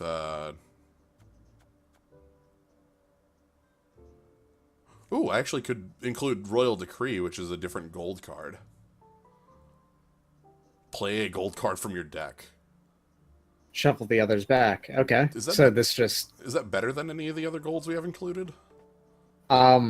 It's sort of pseudo deck thinning Yeah. in a way. So it makes the decks... It's slightly more consistent than actually including all 4 gold cards, I suppose. Right, if we have one we don't want, you know? Yeah, because of the 4 that we have, like, what's the one that we don't necessarily need? Like, I feel like the actual effect that they will have on the game is pretty minimal, but... Right. We do have a decent amount of both dwarves and And elves elves, in the deck, so... Yeah. That dragon seems pretty good, actually. Geralt just seems kind of generically good because he's a card that is flat above the curve. Yep. I like Ciri in this deck, but though Ciri would probably be even stronger with Royal Decree. Ciri would also be really... not the Royal Decree thing, but the... Never mind, I completely forgot what I was talking Yeah. about. Wow. No, I'm just going to keep that as is. And I'm going to include for our last card, we have to include some bronze card. I'm going to go with... What about that creature that does 2 damage and then 1? The elf? It does 3 damage, then 1. Oh, neat. Yeah, That just seems to do a lot. Sure, let's include that. We have some elves and dwarves. It might be worth, like, doing less or more dwarf shenanigans with the resilient units, but this is something we'll get to test out, so let's take it out and take it for a spin. Okay. Let's try it out. So let's go ahead and casual match. Take our mulligans. I'll have to name the deck after this. Meet my friend, Mulligan. I'm looking forward to just being able to see all the cards in our deck all the time. Yeah. So we always want to... So you can decline all 3 mulligans. Like, you don't have to take them.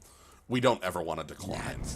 Yeah, even if our hand was, like, in a weird way perfect, we would probably still end up mulliganing it because it's important for us to do it, mechanically speaking. Yep. Oh, sweet. We have multiple of our war dancers in our opener. Nice. So let's go ahead and... Too fast for you, dwarf. Toss those straight into the garbage. The garbage is the field. And then, what's our final mulligan going to be? Oh, we even have Ciri Dash to start. Oh, that's nice. Maybe one of the resilient dwarves? Yeah, sure. We have all 3. We have the combo of the guard and one of those already, so... Yeah, let's go with resilient dwarf. Sure thing. Okay. So Maybe we'll pick up. we just start with 6 power. Oh, that feels so good. 6 power with no downside for having the 6 power. Alright, well, I guess I'm going to deploy Ciri Dash.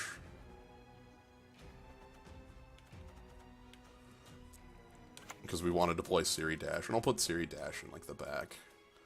I think from here we actually just want to pass.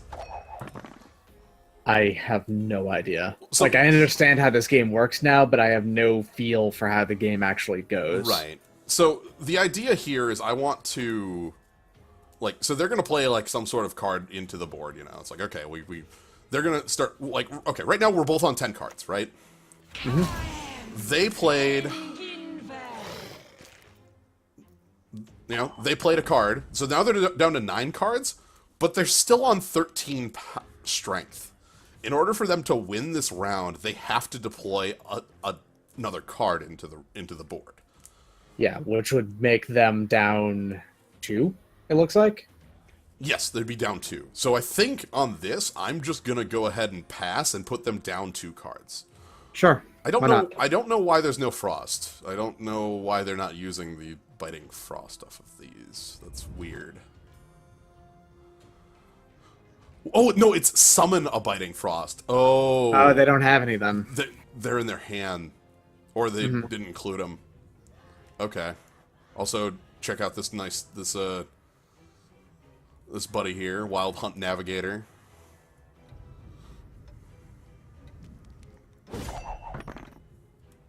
Nice skeleton. So yeah, because we're forcing our opponent to play a card to put them down 8 cards, so we'll have a +2 card advantage on them. I'm fine passing the round off to them. It feels like card advantage also is particularly good for us because of our really strong card selection as well. Yes. That strong card selection that then pumps our dudes and gets better. What is the opponent's hero ability? So it makes the Unseen Elder, which consumes 3 allies, but strengthens itself rather than boosting itself. So it's a permanent boost to it. However, we're holding the hard counter to that in Doo-Doo, which copies an enemy's power. Yeah, so we could just make the same thing and get really, really strong. Alright, so we need to mulligan a card. I want to say we don't need both of those resilient dwarves because we have that that pump dwarf, you know? Our opponent has forfeited the match. Never mind. Okay. Which, Their hand was garbage. Yeah, it might have been because of that biting frost thing, and now they're realizing they need to put him in the deck. So after you win a match, you can hit X to send good game, and if you send good game to your opponent, they get like 5 scrap, and if they send it to you, you get 5 scrap. The wins, however, Hearthstone get 3 wins is not get 3 wins, it's win 6 rounds. Oh, so you don't even have to...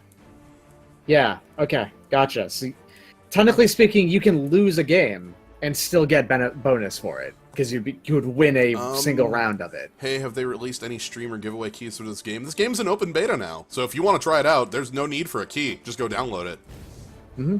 Oh, Doo-Doo can't copy for it. gold. Oh, whoop. No, okay, that's fine. Well, then we would have just copied like anything they've got. I think we'd be fine. Or we're just mulligan the card at that point. That is a good thing to point out, though, because we have to internalize that can't affect gold, really. Right, I know. Like it's like, oh, I could do the thing. Dude, you can't do the thing to the gold. Just doesn't work. So yeah, if you want to try this out, pull up Good Old Games, or if you're on an Xbox, I think you can just pull it up, and it's open beta. Open beta started last week on like Thursday. So yeah, the fact that it's round wins, not game wins, like you can't do it. It's like cool. Like even if you you lose 2-1, you're still making progress. Yeah. The only way you're not going to make progress is if you lose both rounds in a single go, which I think by the nature of this game seems unlikely. Too fast for you, Dwarf. You can. Yeah. So, all right. So I feel like it's... Well, go ahead. The game has started. So. Yeah, I was just say we have one of our mulligans. Mm-hmm. What else do we not want here? Uh... I'm thinking maybe I'll just mulligan off Doo-Doo. Sure. And, there's our mulligan friend. Alright, so we mulligan away with another one of those, so we get another 6. No, the one that wants us to mulligan cards, so... Never mind, okay. Other one, let me get rid of Cleaver here. Okay, so we start with 3 on this, which is nice. I'm gonna go ahead and start by playing Siri Dash, because we want to play Siri Dash as much as possible, to get that strength boost. I also probably will play, like, the Resilient Dwarf and pump the Resilient Dwarf. Yeah, see how that works out. Ever had your kneecaps broken? Oh! Okay, fine. Thank you for the bits. All right. I think yeah, we'll play our dwarf. We'll pump our dwarf, and then like that might just be our round. It depends on how many cards it feels like our opponent's going to need to play into the board to beat us. You know? Yeah. That's always the hard question. They're at 5, we're at 14. We're going to be at 24 in a moment. Yeah, So 24 with 10 of that being like sticking around. Oh, Yeah. okay. They have their own guard to pump their skirmisher. 15 versus our 24 in a moment. So I'm actually very happy that they pumped their dwarf by 5 because that means like Scorch is no longer an ultimate answer here. Mm-hmm. 10, 10, 10. Now they've got the round. Do we want to play any more into this? How much more? If you do, the thing that you want to play into it is you want to pump that 10 again to make it a 15 that's going to stick around. Right, and as long as they don't have a copy of Scorch, we'll be okay. Yeah. If they do have a Scorch, then that's kind of bad for us. Oh, it's very bad for us if they do have Scorch. Do I want to do anything differently? Well, I guess I could. If that happens, I could just play Geralt into the board. Mm-hmm. Let's go all in on dwarf. If you've got removal for our dwarf, we get to feel bad.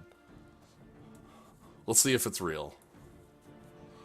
If they don't have removal for this dwarf, we are in an incredibly hot, like ahead position. You know. We are super hot if they don't.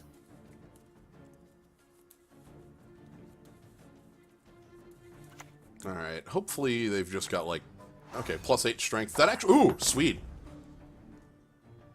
That doesn't do it, doesn't it? That's 20. So 34 to 33. I think I can pass here, and then let them. Good. Yeah, because they'd have to play another card to beat us. At least one. Well, it's going to be one more card to beat us. But then we have 15 power sticking around for next turn. Right. Now, if they have like a Scorch or a way to, that's weird bolt. I don't know why you would. Why wouldn't you bolt the resilient thing there? Yeah, that's a mistake. All right. Of note, our Scorch is going to be dead this round, so you know that's just not a card that does anything for us. All right, so we have Do you want to mulligan it, or that might be. We have like a bunch of mulligans. We might want to just mulligan it away. I want it for round 3, but not for this round. So Sure. We got Yeah. Siri Dash back, by the way. nice? That's huge. Deploy mulligan a card.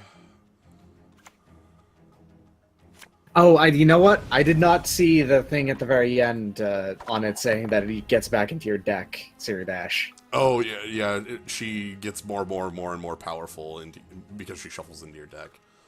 Well, they had the Scorch, but it was on the draw here, so. Yeah, which means that it's not actually all that bad, I want to say. Right. Because they just used it to get rid of something that we had already played. They're down 2 cards. Do I want to deploy my mulligan thing then? What are we getting rid of? Because Clear Skies, maybe the Archer, and then maybe something else. I kind of want to draw to like back into Scorch if possible. I go ahead and try that. Sure. We do what must be Because I done. know what I want to do with it, so we're gonna get rid of this, get rid of this. There's our Scorch back. Get rid of this. Oh, we got That Vanguard's getting big. yeah, it's 10 now on its own. Squesme eveli. This is good.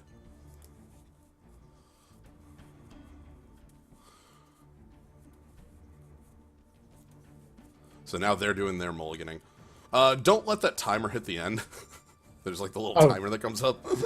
Does that force you to pass? I think if you haven't played a card yet, it forces you to pass and discards a random card from your hand. Oh man, this is not a game you can play slow then. Yeah. Jeez, okay. I might go ahead and play our Resilient Dwarf next, just to get that onto the board. there's no the game is actively discouraging you from like sticking around until the last second every turn for BM. It's saying no, don't do that, you piece of shit. Just play when you know what your play is. Do it. Never miss. Yeah. Nope. Oh, okay, fine. Our resilient dwarf has 1 strength. It's still something. It's still sticking around for round 3 if we get there. Yeah, I think here's a good place to play Siri Dash. Sure. The reason I didn't play Siri Dash last turn is because we'd be winning by 12, which means they could play Geralt and be worth 13, and I didn't want that as an option. Yeah. If we draw our decoy back, we might be able to pick up this resilient dwarf and reset it to like 8 strength, which would be nice. Which we Yeah. we have a card that lets you. Oh, interesting. Oh, this is good. So this is gonna be like a funky play, but we can scorch off 10 power with Scorch. Because it kills the highest strength unit, ignoring golds. Oh, yeah. And they're both 5, so I'm gonna take this. Go for it. Now, if they have... That's... Wanna whip my axe? Echelon says no. Oh. Okay, well, they played their own resilient unit, but Triss Marigold answers that just flat. Yeah. I will And not we are still let up a you card down, on son. them. Right. We can't flat pass here is the thing, because, like, if their 3 cards could beat us, they'll win the round. So we can't, like, pass until we know we've got this in the bag. It's a bit funky, you know? Like, Yeah. I think I feel... think we're safe passing here, though, because they'd have to... Geralt is 13. That would need an extra thing on top of that, which I mean they can. Right, they have 3 cards. Oh, they just passed. Okay. All right, so they're giving up this round. Gotcha. Sweet. That's really good for us. We have a lot of power coming down, so Yeah, we have Geralt, we have the Mulligan unit in our hand that's going to be at like 11 or 12. What do we want to Mulligan away on this round? I would almost say the doo-doo, but Yeah. what if they play something real big that they've been having in their hand specifically as a thing to clinch the 3rd round, right? Yeah, we'll cross that bridge when we get there, I guess. Okay, fair enough. Hopefully, like, so we're starting. I'm going to play something low impact. Maybe I'll just play this officer that lets us Mulligan again. Yeah, that's low impact. And do we get rid of the training dummy because it's Yeah. at this point it's kind of card disadvantage-ish? Yeah, I'm going to get rid of the training dummy. Well, I mean, training dummy bouncing the archer would be nice, because it's like, that's like 7 effective power for the card, because you're getting 4 from the ability and 3 from the training dummy. Yeah, But true. but we can do better. Yeah. Okay, it's Clear Skies, which is just going to be the rally for us. Gotta get this stinking Ooh. mess in order. Play a random dwarf from your deck.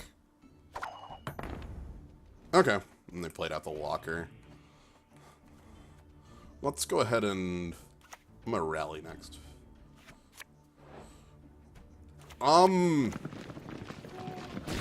Does 8 o'clock work for shooting? Less than an hour. No. Oh, looks like our rally got us, Feud one. not the most powerful bronze card in our deck. Whoops. No, Oh, well. that's exactly the same power as the training dummy would have given us, at least without the upside of the archer thing. Alright. Let's play Geralt. So... Oh, there's the big thing you were... Yeah. We thought they might have. I'll just archer it. Kisbarin. Kinda hoping it'll start a little earlier than that. I'll try to finish this up as quick as I can then. But I kinda want to play more of this. This game is strange. As far as card games go, this feels real weird, but like in an interesting way. Right. Anyway, here's the thing that super clinches it with our 12 power guy that we've had in our hand the entire game. Yeah. So it's not a good game. I mostly want to play more of this because we've only actually played like 2 real games in an hour and a half of a damn stream, so... Yeah. Oh, we hit 7 o'clock, and 7 o'clock is the reset on the... Whoops. On the daily timer. Oh, neat.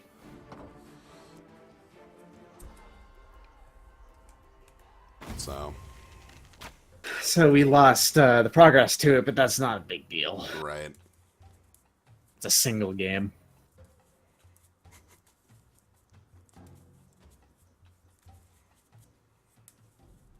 To the dungeon with him. Lock 2 enemies do and what damage must them by be done. 4. That's a strong card. Alright, well, our hand immediately has one of our free mulligan things, so we just take that. For you, Dwan. Yep.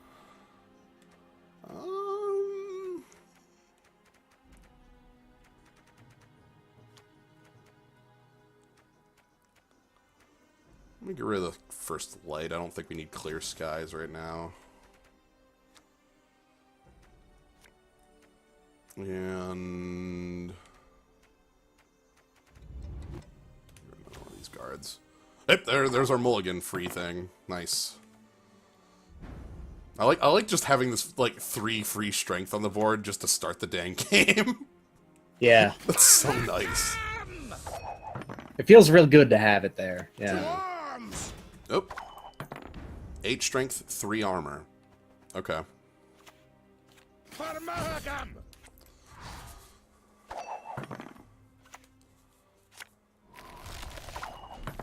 Ooh, making it frosty. Ooh. Let's get chilly. When do I want to... If I pass on this round, would that just be fine? The dwarf will go down to 8 power that's sticking around. It's not that bad. Yeah. Right. Alternatively, I could try to go, but no, let's just go with this.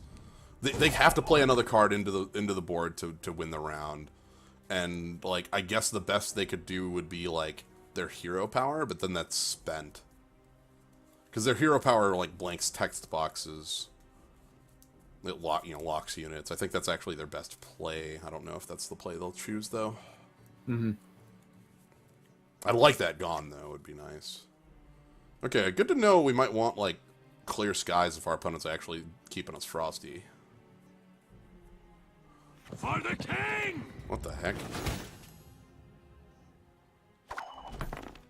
Oh, that'll win the round.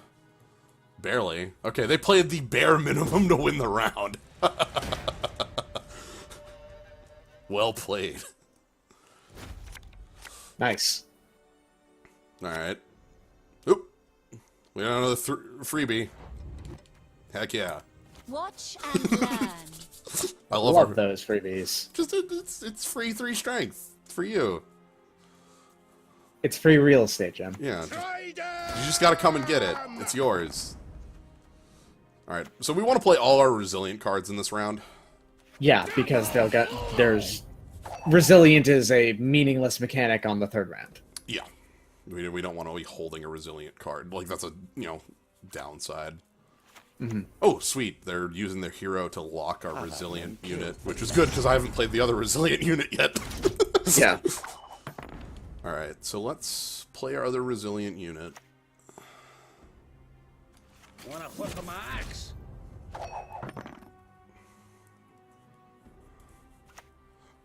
I've no interest in politics. Ooh.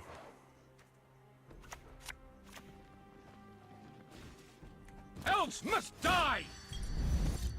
Clear weather. This is a very strong card. Play a bronze special card from your hand, then draw a card. Yeah. Ooh.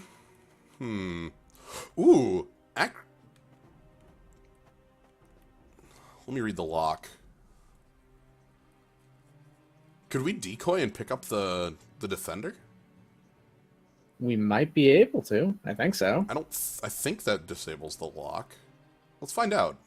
I don't know how persistent these effects are. If they leave when you go to hand or not. Yeah, I'm not sure. Nope. All right, we got. Sweet. That bypassed the lock. Snitches get stitches. Nope, come on! Toggle units... You know what? We can untoggle that. You know what? That's fine. No. Stop. We're not locked. Cut Who's it out. telling us to lock off? I will never lock off. You coward. Wait, the toggle didn't... It lost its resilience, Ooh. though, still. What the heck? That's weird. That is not the interaction I expected. Yeah, I expected that resilience would stick around and to just kill the other one that we had. Huh. Huh. That's interesting. I've learned an interaction I did not know before. I'm gonna go ahead and do our mulligans now. Sure. Alright, let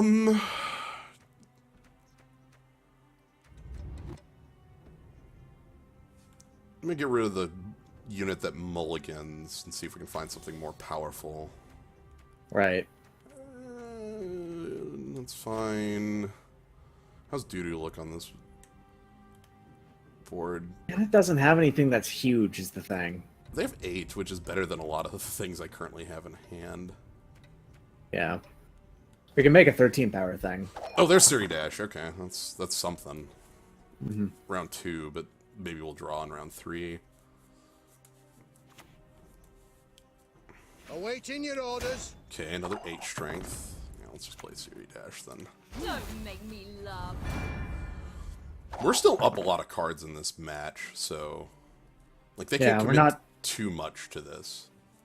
We're not that far behind, or at all, really. Ooh, they pumped their units to 11. Okay, I'll let's take it. If I must. I'll take that. Now I've got your power. Huh. Very interesting though, that lock thing. I did not expect that to work that way at all. We're still down 8 power. Oh, they're super buffing. All right, I should have waited longer on doo-doo.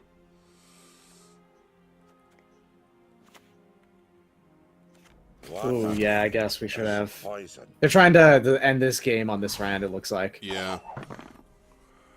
Which I don't think they're going to be capable of actually doing. Well, they're making a good attempt at it here. So, like, we're going to play Triss Marigold, which is enough strength to win this round for us.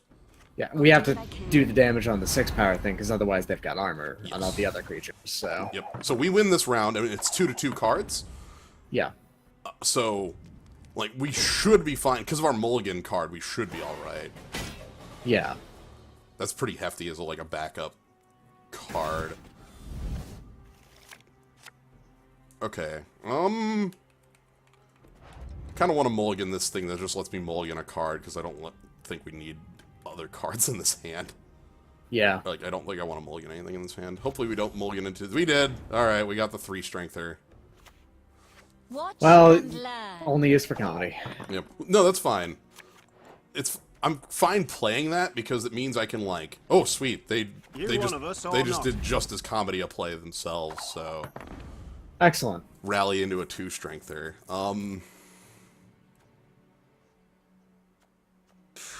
Rookie mistake.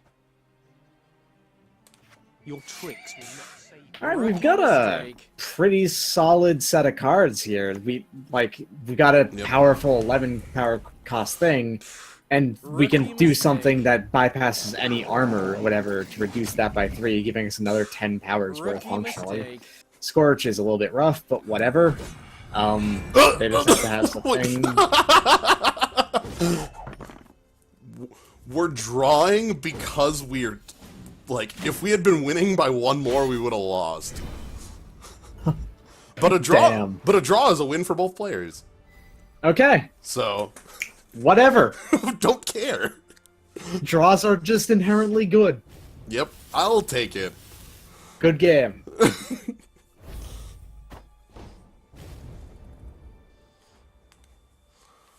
I like this deck. This deck just seems really silly. I like that we see so many cards. They're just like, yeah, mulligan, mulligan, mulligan, mulligan, mulligan, Yeah. I'll just play these free 3 power units. Whatever. It's fine. in a game where you only naturally see 13 out of your 20 cards in your deck, we see 24 of our 25 cards. Right. Like, look, we can basically see our deck. It's fine. Yeah. I've had men killed. I say 24 out of 25 because I don't think we've seen the folk dragon have suffered that we have in our deck yet. All right, how many of our free 3 do we get to start with? That's what I want in our opener, is like all of them. And it's just like, oh, we get 2 of them. Sweet. 2 of them might mean that we get 3 of them, because when you mulligan, you get another thing back, so... All right, so 2 gone. I might get rid of one of these first lights, because we have 2 of them. That seems like the best thing to get rid of. Yeah, sure. All right. All right, so we just start with 6 power, whatever.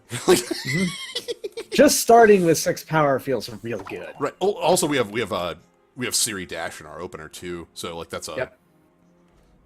like we play that on 1, and then like maybe play some like the Resilient Dwarf. Ooh, Yeah. Reinforced Trebuchet. Start turn, damage a random enemy by 1, ignoring armor. Okay. If we wanted to, we could just get rid of that with Trish. Yeah. Thing is, we want to play the Dasher. Yeah. Traitor! Okay, we could get rid of that Trebuchet with Triss. But at the same time, it's not doing that much. Well, I mean, the earlier we get rid of it, the better, right? Yeah, if you want to just completely lock out this first round, you can go ahead and do it. Let's do that. They might choose to pass on this. Like, there's a high chance of that. Yeah, like, oh, whoops, our round 1 plan didn't work, so we just pass, Yeah. right? That sounds fair to me. If they have Geralt, that'd be a... I must. Oh no, they made the mistake we almost made.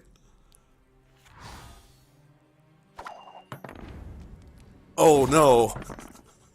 Oh, buddy, sorry. Oh no. It doesn't work on gold cards. That sucks. Sorry, bud. Because they were trying to copy. Yeah. Interesting. They're trying to actually have a... Ooh, they have 3 spells in their hand, we know from this card. Okay. If they're willing to give up a ton of cards in hand, yeah. They gave up 2, so we're up 2 on going into round 2 now. So Yeah. yeah, this is all learning, you know. Like, all right, so now we get our mulligans again. We get to make our 1 free 1. I think I might get rid of one of our resilient dwarfs. Or maybe the clear skies. I don't know if we need that. Again, like clear skies is a gamble because like The thing is about the resilient dwarfs is I feel like is it better to have 2 of them at 10 power or is it better to have 1 at 15? Because which is more vulnerable to the Scorch? well, they have their leader can lock things, so we have to work right. around that. I'm going to keep 2 and try to get them to lock 1. Yeah, okay. What is this?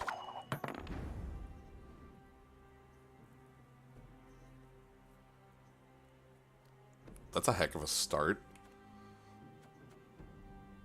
Boy. Oh, man. I'm just going to knock that out with an archer, because we can do 4 to that. Okay. They can hide, but there is no escape. Just, you know what? We don't need that. Get out of here. So yeah, I'm going to play 1 dwarf and try to get them to lock that, and then like we can wait to play the 2nd dwarf until after they spend their lock. Yeah. Oh, hey, another trebuchet.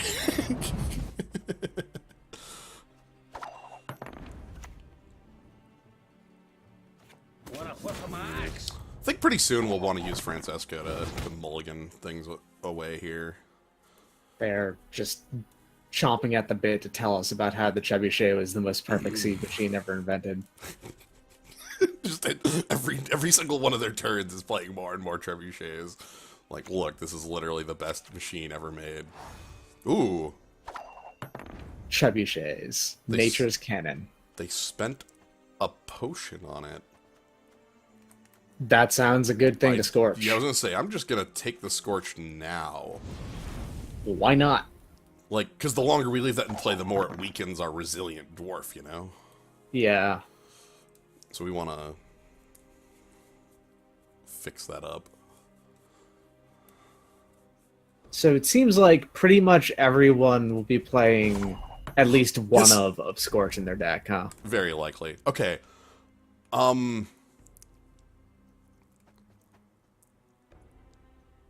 man, they just decided to pass? Do we just take this round and then, like, mulligan away the resilient dwarf?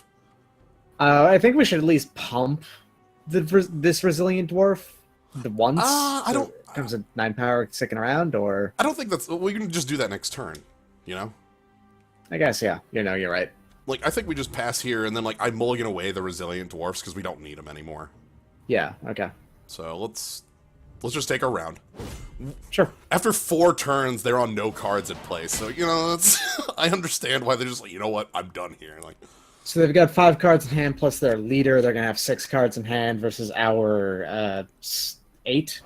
yeah. All right. We're so still up 2. I'm gonna mulligan away the resilient dwarf because we don't want resilience in this. Yeah. So, I'm actually gonna start with the additional just by going with our leader and mulliganing some more. Mm-hmm. So let's. Squesme event. So what do we not want here? Probably one of the pumpy dwarves. Yeah, we probably don't want both. They're worth 10 though. That's decent. Oh, let's get rid of 1. Yeah, the thing is that they have their leader. Yeah. They can lock once. Okay. I went Well, ahead lock and 2 things, but I went ahead and we got a chain of cards I didn't want to really keep. So okay. sure, it's locked, but it's the wrong turn, so I don't really care. Do I have any mulliganing I want to do with this hand? I kind of like Barclay L's here. Play a random dwarf from your deck. Sure. Like, see what we get. Mm-hmm. Oh, sweet, we get our... Wow! So that's 12 on 1 card. No, oh, no, I'm sorry, that's more than 12. That was 15 on 1 card. Fantastic. Jeez. That's a little bit. That's some. That's a number. Few. Anything else in this hand we don't want? Like, maybe I don't care about the lock? Actually, Wait. how badly does lock affect us these days? Wait, I can pick up Barclay. Yeah, let's do that. Let's slam jam. Slam and jam it. Alright. We sideboarded in the middle of our game into a dwarf tribal deck, so we're good, thanks. We just made another plus, like, 15 play or whatever. That was... Excellent. Wonderful. The best. Amazing. Excellent. Barkley. Men killed for less. Slamming jamming. A billion dwarf b-balls throughout the cosmos. Oh no.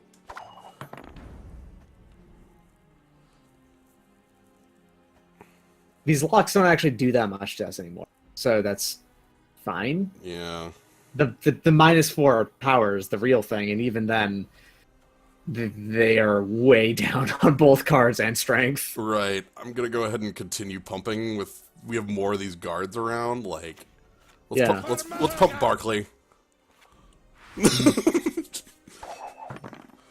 Get pumpy. This is really strong. We're very far ahead right now, with our hand still containing about 30 plus power, 40 power, I think, and we're up by like. Oh. Philippa Elhart, which is just like chain lightning the card. I like this one. Very powerful. An incredible board swing. 5, then 4, then 3, then 2, then 1. Ooh, yeah. So it's a 16-point swing. I'm gonna go ahead and mulligan away our locker. Sure. It's the weakest card in our hand, because like it's the same. The mulliganing elf and is the same power worth because we're putting it onto the that dude. Yep. Bloody non-humans. Alright, well. And we ended up with the same amount of power in it, so it doesn't matter. Yep.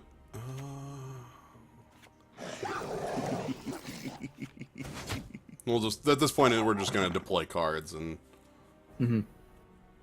Yeah, the first damage on the chain lightning is targeted. The rest is not. The rest is random. Ooh, what are they playing? Resurrect a card and convert that card to gold. Neat. That's a strong play because they can resurrect Doodoo, which can actually copy our dwarf. Yeah, our 13 power dude. Very strong now. And adds 4 armor to it. Okay, I get it. It's impossible to kill. I don't care. It's invincible. Let's deploy Tiny Dwarf. They have 1 card left in hand. I don't think they can beat 22 more strength from ours. Yeah, I don't think so. And even then, like, they can't be 22 strength from ours, and then they have to play this card to not lose in the first place, which might not even work. Yep. And then they can't react to us playing these other 2, so... Yeah. So the card advantage definitely, like, won us that last round. For certain, yeah. Yes. Alright. But yeah, I enjoy the back and forth in this game. The like, oh, do I pass on this round? You know what? Screw it. We pass on this round and we'll win in 2 and 3, you know, or like, knowing when to commit. So you just get 100 ore from getting the 6 round wins, which is a pack. And then after you get the 6, it opens up to a new one that's 12. And then once you beat the 12, it opens up to a 24. And so on and so forth. I'm assuming it actually has a place where it caps, because it doesn't want to let you play forever. I think it caps after I think it's after the 24, it does like another 24 and then ends. Fair. Which, like, that right there is 24 is, that's 12 game wins, 12 game wins, 6 game wins, 3 game wins, so, like, 33 game wins.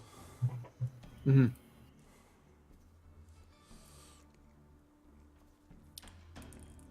Or, like, 66 half wins. Yeah. After 24 just says, go away! Please leave. We've hammered enough. Let's Ooh! get to work. We're playing against a different, do what must be done. a different Scoia'tael leader. Which is Nice. a powerful one. Choose a silver card from your deck and play it. So, choose a silver card from your deck to play it. Yes. Ooh, neat. It's just tutor up the thing that you want at any time, really. Yeah. Alright. So we start with 6. Pretty decent, I guess. Mm-hmm. As always. Yeah, so, yeah, tutor and play a silver card. Yeah, play a silver unit from your deck, sorry, not just cards. So they can't, like, scorch off it. Gotcha. Ooh! They got their own resilient dwarf. Just How are we gonna react to that? we could just Triss take it out. Alternatively, we could ignore it for now and just play our own. Ooh, that actually might work because we have the lock in hand. Yeah. Like, we play our own, and then, like, if they pump theirs, all of a sudden we're like, alright, fine, lock it, and, like, they don't get the bonus. Opponent is playing with a large deck, you're right. Rain, oh boy. Uh-oh. What does rain do? The lowest unit gets hit for 2 in a row. Ouch. So, yeah. I think I'm gonna boost our dwarf, though. Okay. Alright. Boost that dwarf.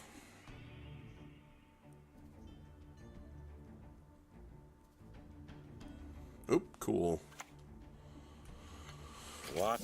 So the ideal thing to happen here is they would be boosting their own, and then we lock it. Mm-hmm.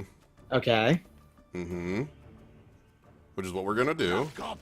And then what? Do we pass? I think we might still play. This might be a longer round 1. Like, we're gonna see what they do, you know? Sure. Elven blarney. We might be playing a longer round here. I don't know how much longer I want to go into it. We're up a card. I could pass it here. I also could play out Barkley and get a dwarf from our deck. Just see what dwarf we got. Well, like, dwarf from deck might be boosting... It might be another resilient dwarf, or it might be just another booster. Like, I think I like Barkley here. Sure, because the resilient dwarf will become an 8-power one. It'll still stick around. Yes. So right now we have 15 power on the board of, like, sticking... Oh, Thunderbolt. Okay, that's fine. Again, how much more do we want to... Commit. I might just re-Barkley. Sure.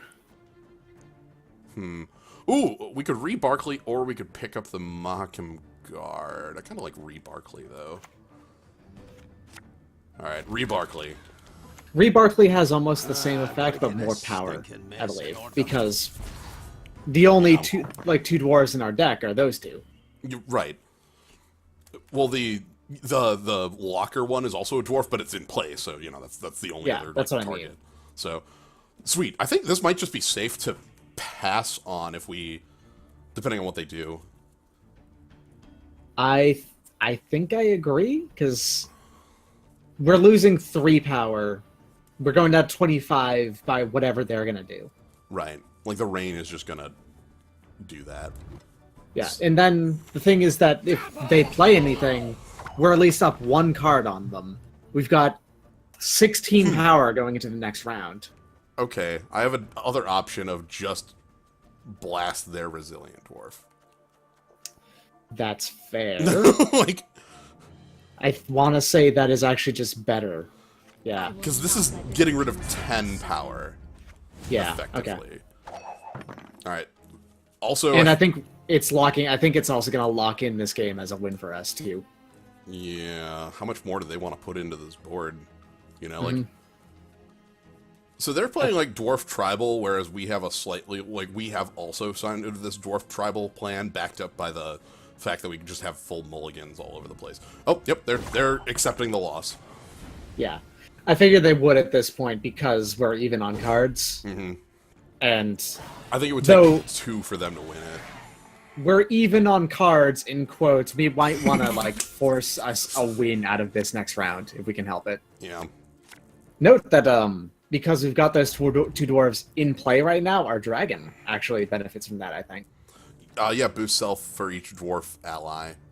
And then... Alright, what do we want to get rid of here? Maybe one of the mulliganing elves? Yeah, maybe. Alright. Oh, there's one of our dwarf boosters. I'm gonna immediately start by playing a dwarf booster because I don't want to get scorched for our board. Right, okay, yeah. I'll protect. Splitting up the power will help out with that. Like, we might still get scorched, but I'll only lose one of the 2 dwarfs rather than both immediately, which would suck. Yeah. Oh, there's Triss. Okay. Alright, this is the point I think I'm gonna go ahead and play Francesca to go ahead and, like, mulligan out things. Yeah. Do you agree with me, though, that, like, given how this game has gone so far, we want to try and, like, solidly win this out in this round? Agreed. Yeah, because that's what I've, like, going... As I'm gathering game feel, pretty much, how this works. That first round, with how long it went, meant that how solidly we ended up in the second round, means we want to try and force the win to end just on 2-0. Especially because we're up 21 right now. Yeah. So I kept Scorch around. I'm not certain if that's correct, but we'll see if that... Like, I think they might deploy a silver that's stronger with their hero power, which is why I kept the... Oh, sweet. They're going to copy our 13. Now, if they pump their 13, that's when it gets funny. Yeah. I'm gonna rally. That's actually, they've played weather. I might want to wait on that. We have got other plays. We could wait on that, yeah. Okay, I'm gonna play the elf then, or the vanguard that cares about mulliganing, because we're out of mulligans. Like, we're not. This is just 10. That's worth playing. What I want is for them to boost this a little bit. Yeah, so we can just Scorch, take it out, and they've lost everything at that point. Ooh. Fog our front row. A nice choice to not rally. Yeah, no, but yeah, and now the fog. So I can clear the fog. I want to do that immediately. Yeah, let's immediately clear the fog. But the fog already triggered once, and now our 13 dwarf is an 11. Excellent. Actually, you're right. Yeah. That helps us in its own way. Excellent. That is perfect. That's wonderful. Okay, they played a blaster. Let's go ahead and... Yeah, we've also got a 10 power drag. Well, okay, we've got a...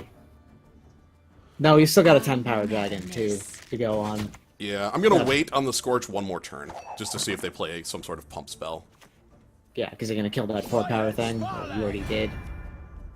Play an ambush card from your deck. Whoa, that's a strong look. Alright, so time to Scorch.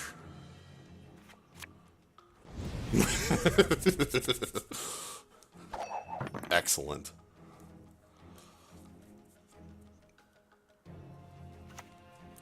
And then we get to play our dragon on the final turn. Stitches get stitches.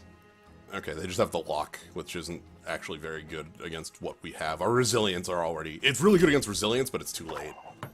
Alright, so here we go. So our Drake is a 8 that does 3 damage.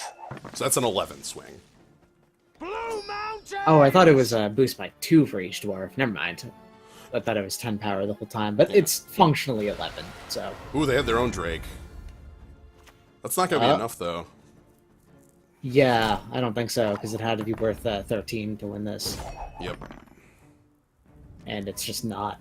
Alright, so it looks like we won it on second round. Alright. Nice work. Excellent. So that is one of those games that, like, you know, we talked about that being a rarity, like being able to win both, but you can do it. Mm-hmm. All right. I feel like it's a rarity. I don't know if it actually will be. Right.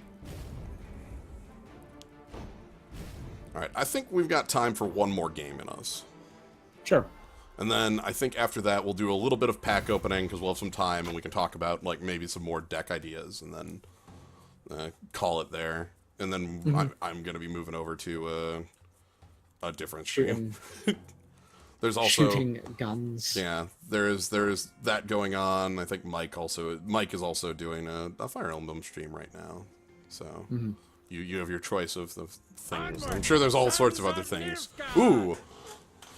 Look at the top 3 cards of your deck, play one and place the others back. That's an interesting leader.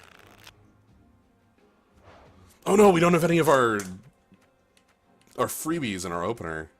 Well, we might not have them right now, but we can mulligan into them. All right, no? Let's mulligan. I'm gonna get rid of one of the mulliganers. More and more, I'm not convinced that card's great because unless we have multiple of the vanguards, we need more of the vanguards before the mulligan elf is good. You know? Yeah. Get rid of First Light and do I want Doo-Doo? Doo-Doo seems okay in this. Doo-Doo seems better in the later rounds. Yeah, maybe just get rid of it now then. And all right, let's get rid of it now. Oh, Siri, sweet Siri Dash, good. Excellent. A play I want to make on turn 1. Yep. Because Siri Dash being gold is like immune to like some types of interaction, so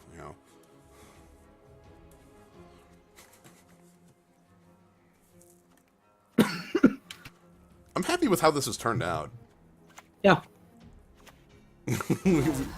Oh. Okay, yeah, Siri Dash is a good opening play. My opponent agrees. On that, Hey, buddy. Same. I'm gonna go ahead and play our Resilient Dwarf first, then. Sure. The idea being, if they play a big enough unit, I could play Geralt with the Brave. Okay. Well, we're slightly adjusting our strategy based on new information. Maybe they'll... Up! Yeah. Of note, since the Geralt's deploy thing comes first out of deploy Brave, does it mean that when you play it, that it gets the plus 13 and it sticks the plus 3 sticks around after your The strengthen on it means that it sticks around, but it counts after the 10 is in play. Right, yeah, so that's what I thought. It's over with. So when you're losing, when you play the 10, it then becomes a 13, and even if you start winning after that point, it stays as a 13. Correct. Okay.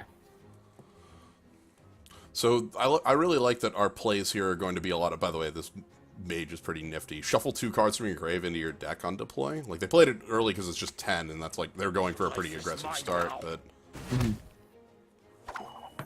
Oh no! They weakened our dwarf.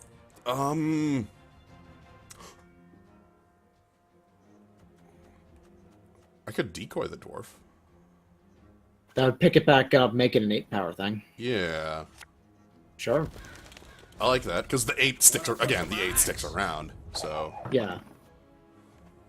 And if they pass, for whatever reason, we can then play the booster on it, turning it into a 13-power thing that sticks around. Right, so we'll have a very heavy, I like... will not let this become a They really don't want me to have this dwarf!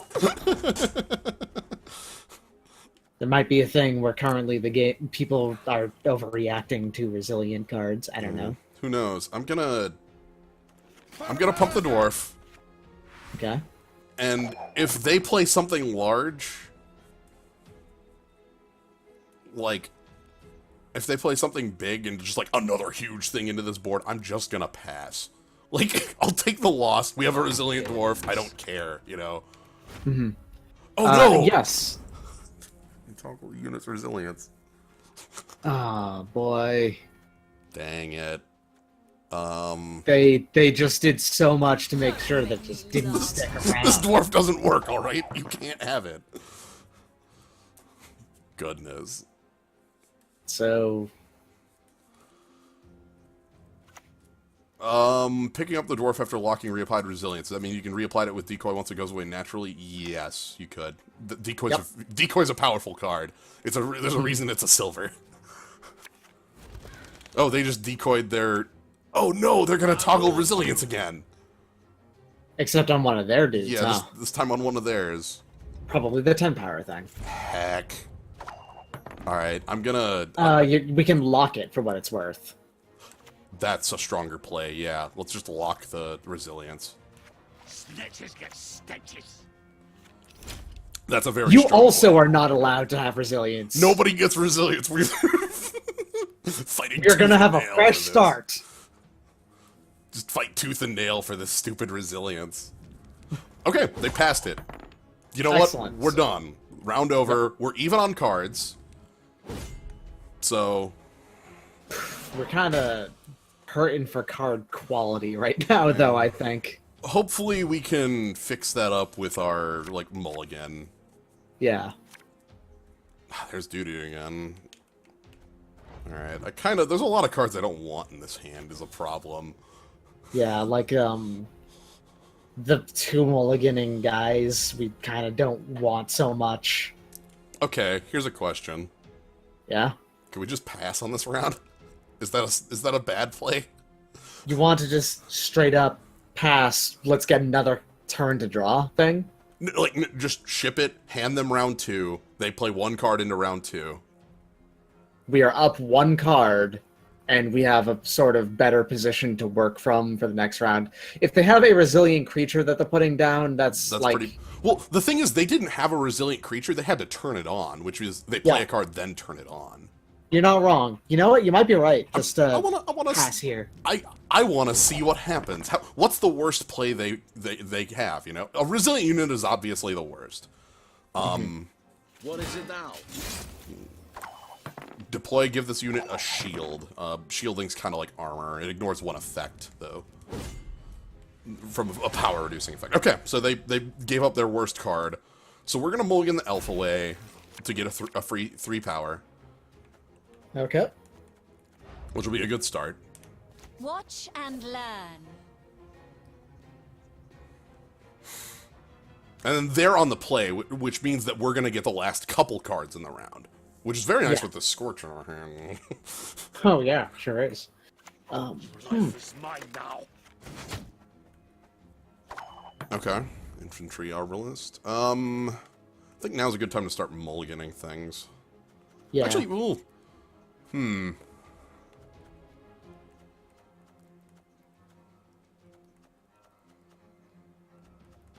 Yeah. We do. You were thinking of playing the Archer, turning that into a 1-power thing? Yeah. So I'm gonna mulligan one of our mulligan things. Do I care about clear skies? I don't like clear skies with 2 of our, mulliganers still in the deck. The free mulligan units, because that's just like 3 power. Yeah. Ooh, how about dragon, though? That's nice. Dragon sounds neat in our deck hand full of elves. Yeah. Okay. I got rid of Doo-Doo because we're holding Scorch. Yeah. I feel like we're going to, like, scorch away the big unit rather than Doo-Doo the big unit. Hey, there's a big unit. 10, reveal a card from your hand at random. Ooh, spawn a cow carcass. Oh, that card is at random. Okay. That's why that's Yeah. looks like that. I'm going to go ahead and just play Resilient Dwarf. That's, you know, it's the worst card we... Actually, no, we want to mulligan away Resilient Dwarf? We may. But that could become, like, the elf that is worth nothing, you know? yeah, I don't know. I'm going to do it anyway. Let's see if we can upgrade Dwarf. If we get... Cards in our deck that are upgrades are Siri Dash mainly, and then a couple of... Like, we've got at least one more of those archers, right? Yeah. Okay. Alright, the Pumper Dwarf is exactly the same, functionally, because we don't have any other dwarves, but still. Right. It was still worth 1 power up because What is going on here? What is happening? John Calvin, doomed relentless leader. I don't know what happened. Oh my god, what is going on here? Okay, I need to follow what...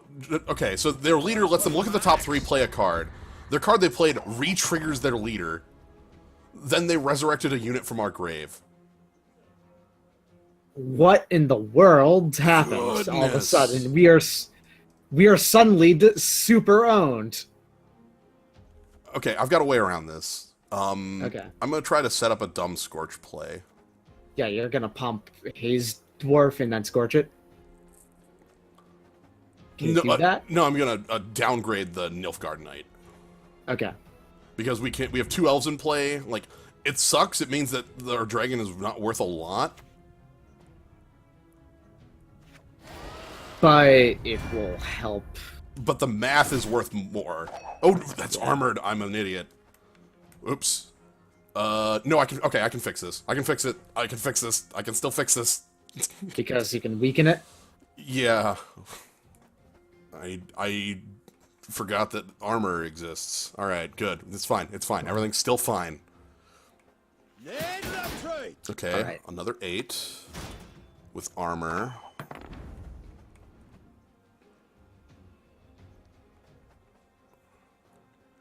It's fine. Everything's fine. I never miss.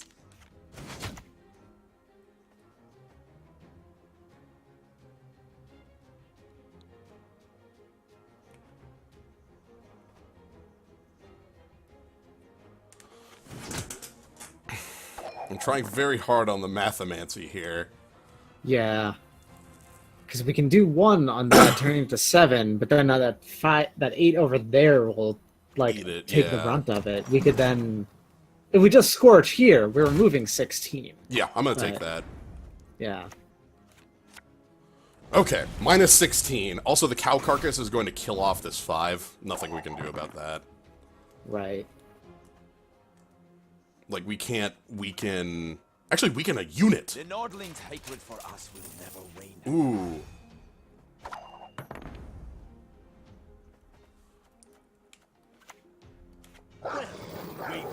So this is worth more if I kill the cow carcass. Yeah, I guess it is. Alright, final card in their hand is... Doo-Doo. Sweet. So from here, I think we have it. By 1. Wow. Alright. How's the thing, alright? 46 versus 27. We need to get 19, and we have 18 in hand. Oh no! Shoot, no, we lose by 1. No. Yeah. Unfortunately, I think we do. No, we win by 1. I was right on the numbers. It's not 18, it was 20. We're fine. I was right on the math. Oh, right. Okay. God. Yeah. That's boost 3 if it's a dwarf boost 5. Okay, Yeah, that yeah. actually, yeah. We won by 1. You're correct. Am I cannot leave the game. I'm not allowed to leave. Open the game. betas. Open beta, everybody.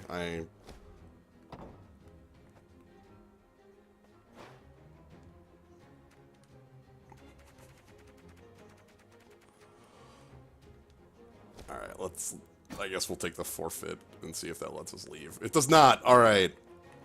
Cool. This is just where we're stuck now. This is the... You know what? Good endpoint for the stream. Hey, everybody. We're in hell. Sorry, we Yep. can't leave. We're stuck. That was a close as hell game. Yeah, it was. I thought we were going to lose at the end there. Right. Like, when I misplayed the dragon, I was like, oh, God. Oh, is that going to cost me? Like, but no, we made it. So, all right. Thank you, Dicktron, for joining on this. Yeah, no problem. Thank you, everybody in the zoo. I hope you all enjoyed this. I know we started off the stream with, like, tutorial plus, like, half an hour of deck building, which is like, oh, man, that's nothing going on. But I think we got some really fun games out of it. So, all right. This game seems neat. Yeah, open beta. If you just go to, I think it's playgwent.com, or if you open this up on Good Old Games, you can download it. It's a free beta. Jump on in, free to play. Yeah. From what I remember from if it's anything like closed beta was like, it's super like handout, very easy with its like, cards. Prize structure and stuff. A lot of players in the closed beta, from what I heard, were like at the point where they had nothing left to craft pretty simply. So. Yeah. All right. All right. Anyway, thank you all for joining. What we're doing now, if you go over to Gnome Bitten's stream in about 10 minutes, we'll be starting Left 4 Dead 2 there. Or if you're perchance more in the mood for some Fire Emblem, my buddy Mike Free Gopher is doing some of that. I'll switch the host over to him. So, if you're interested in that, or if you're interested in Left 4 Dead 2, come and join. So, thank you all for joining, and have a good night, everybody. Yeah. See ya.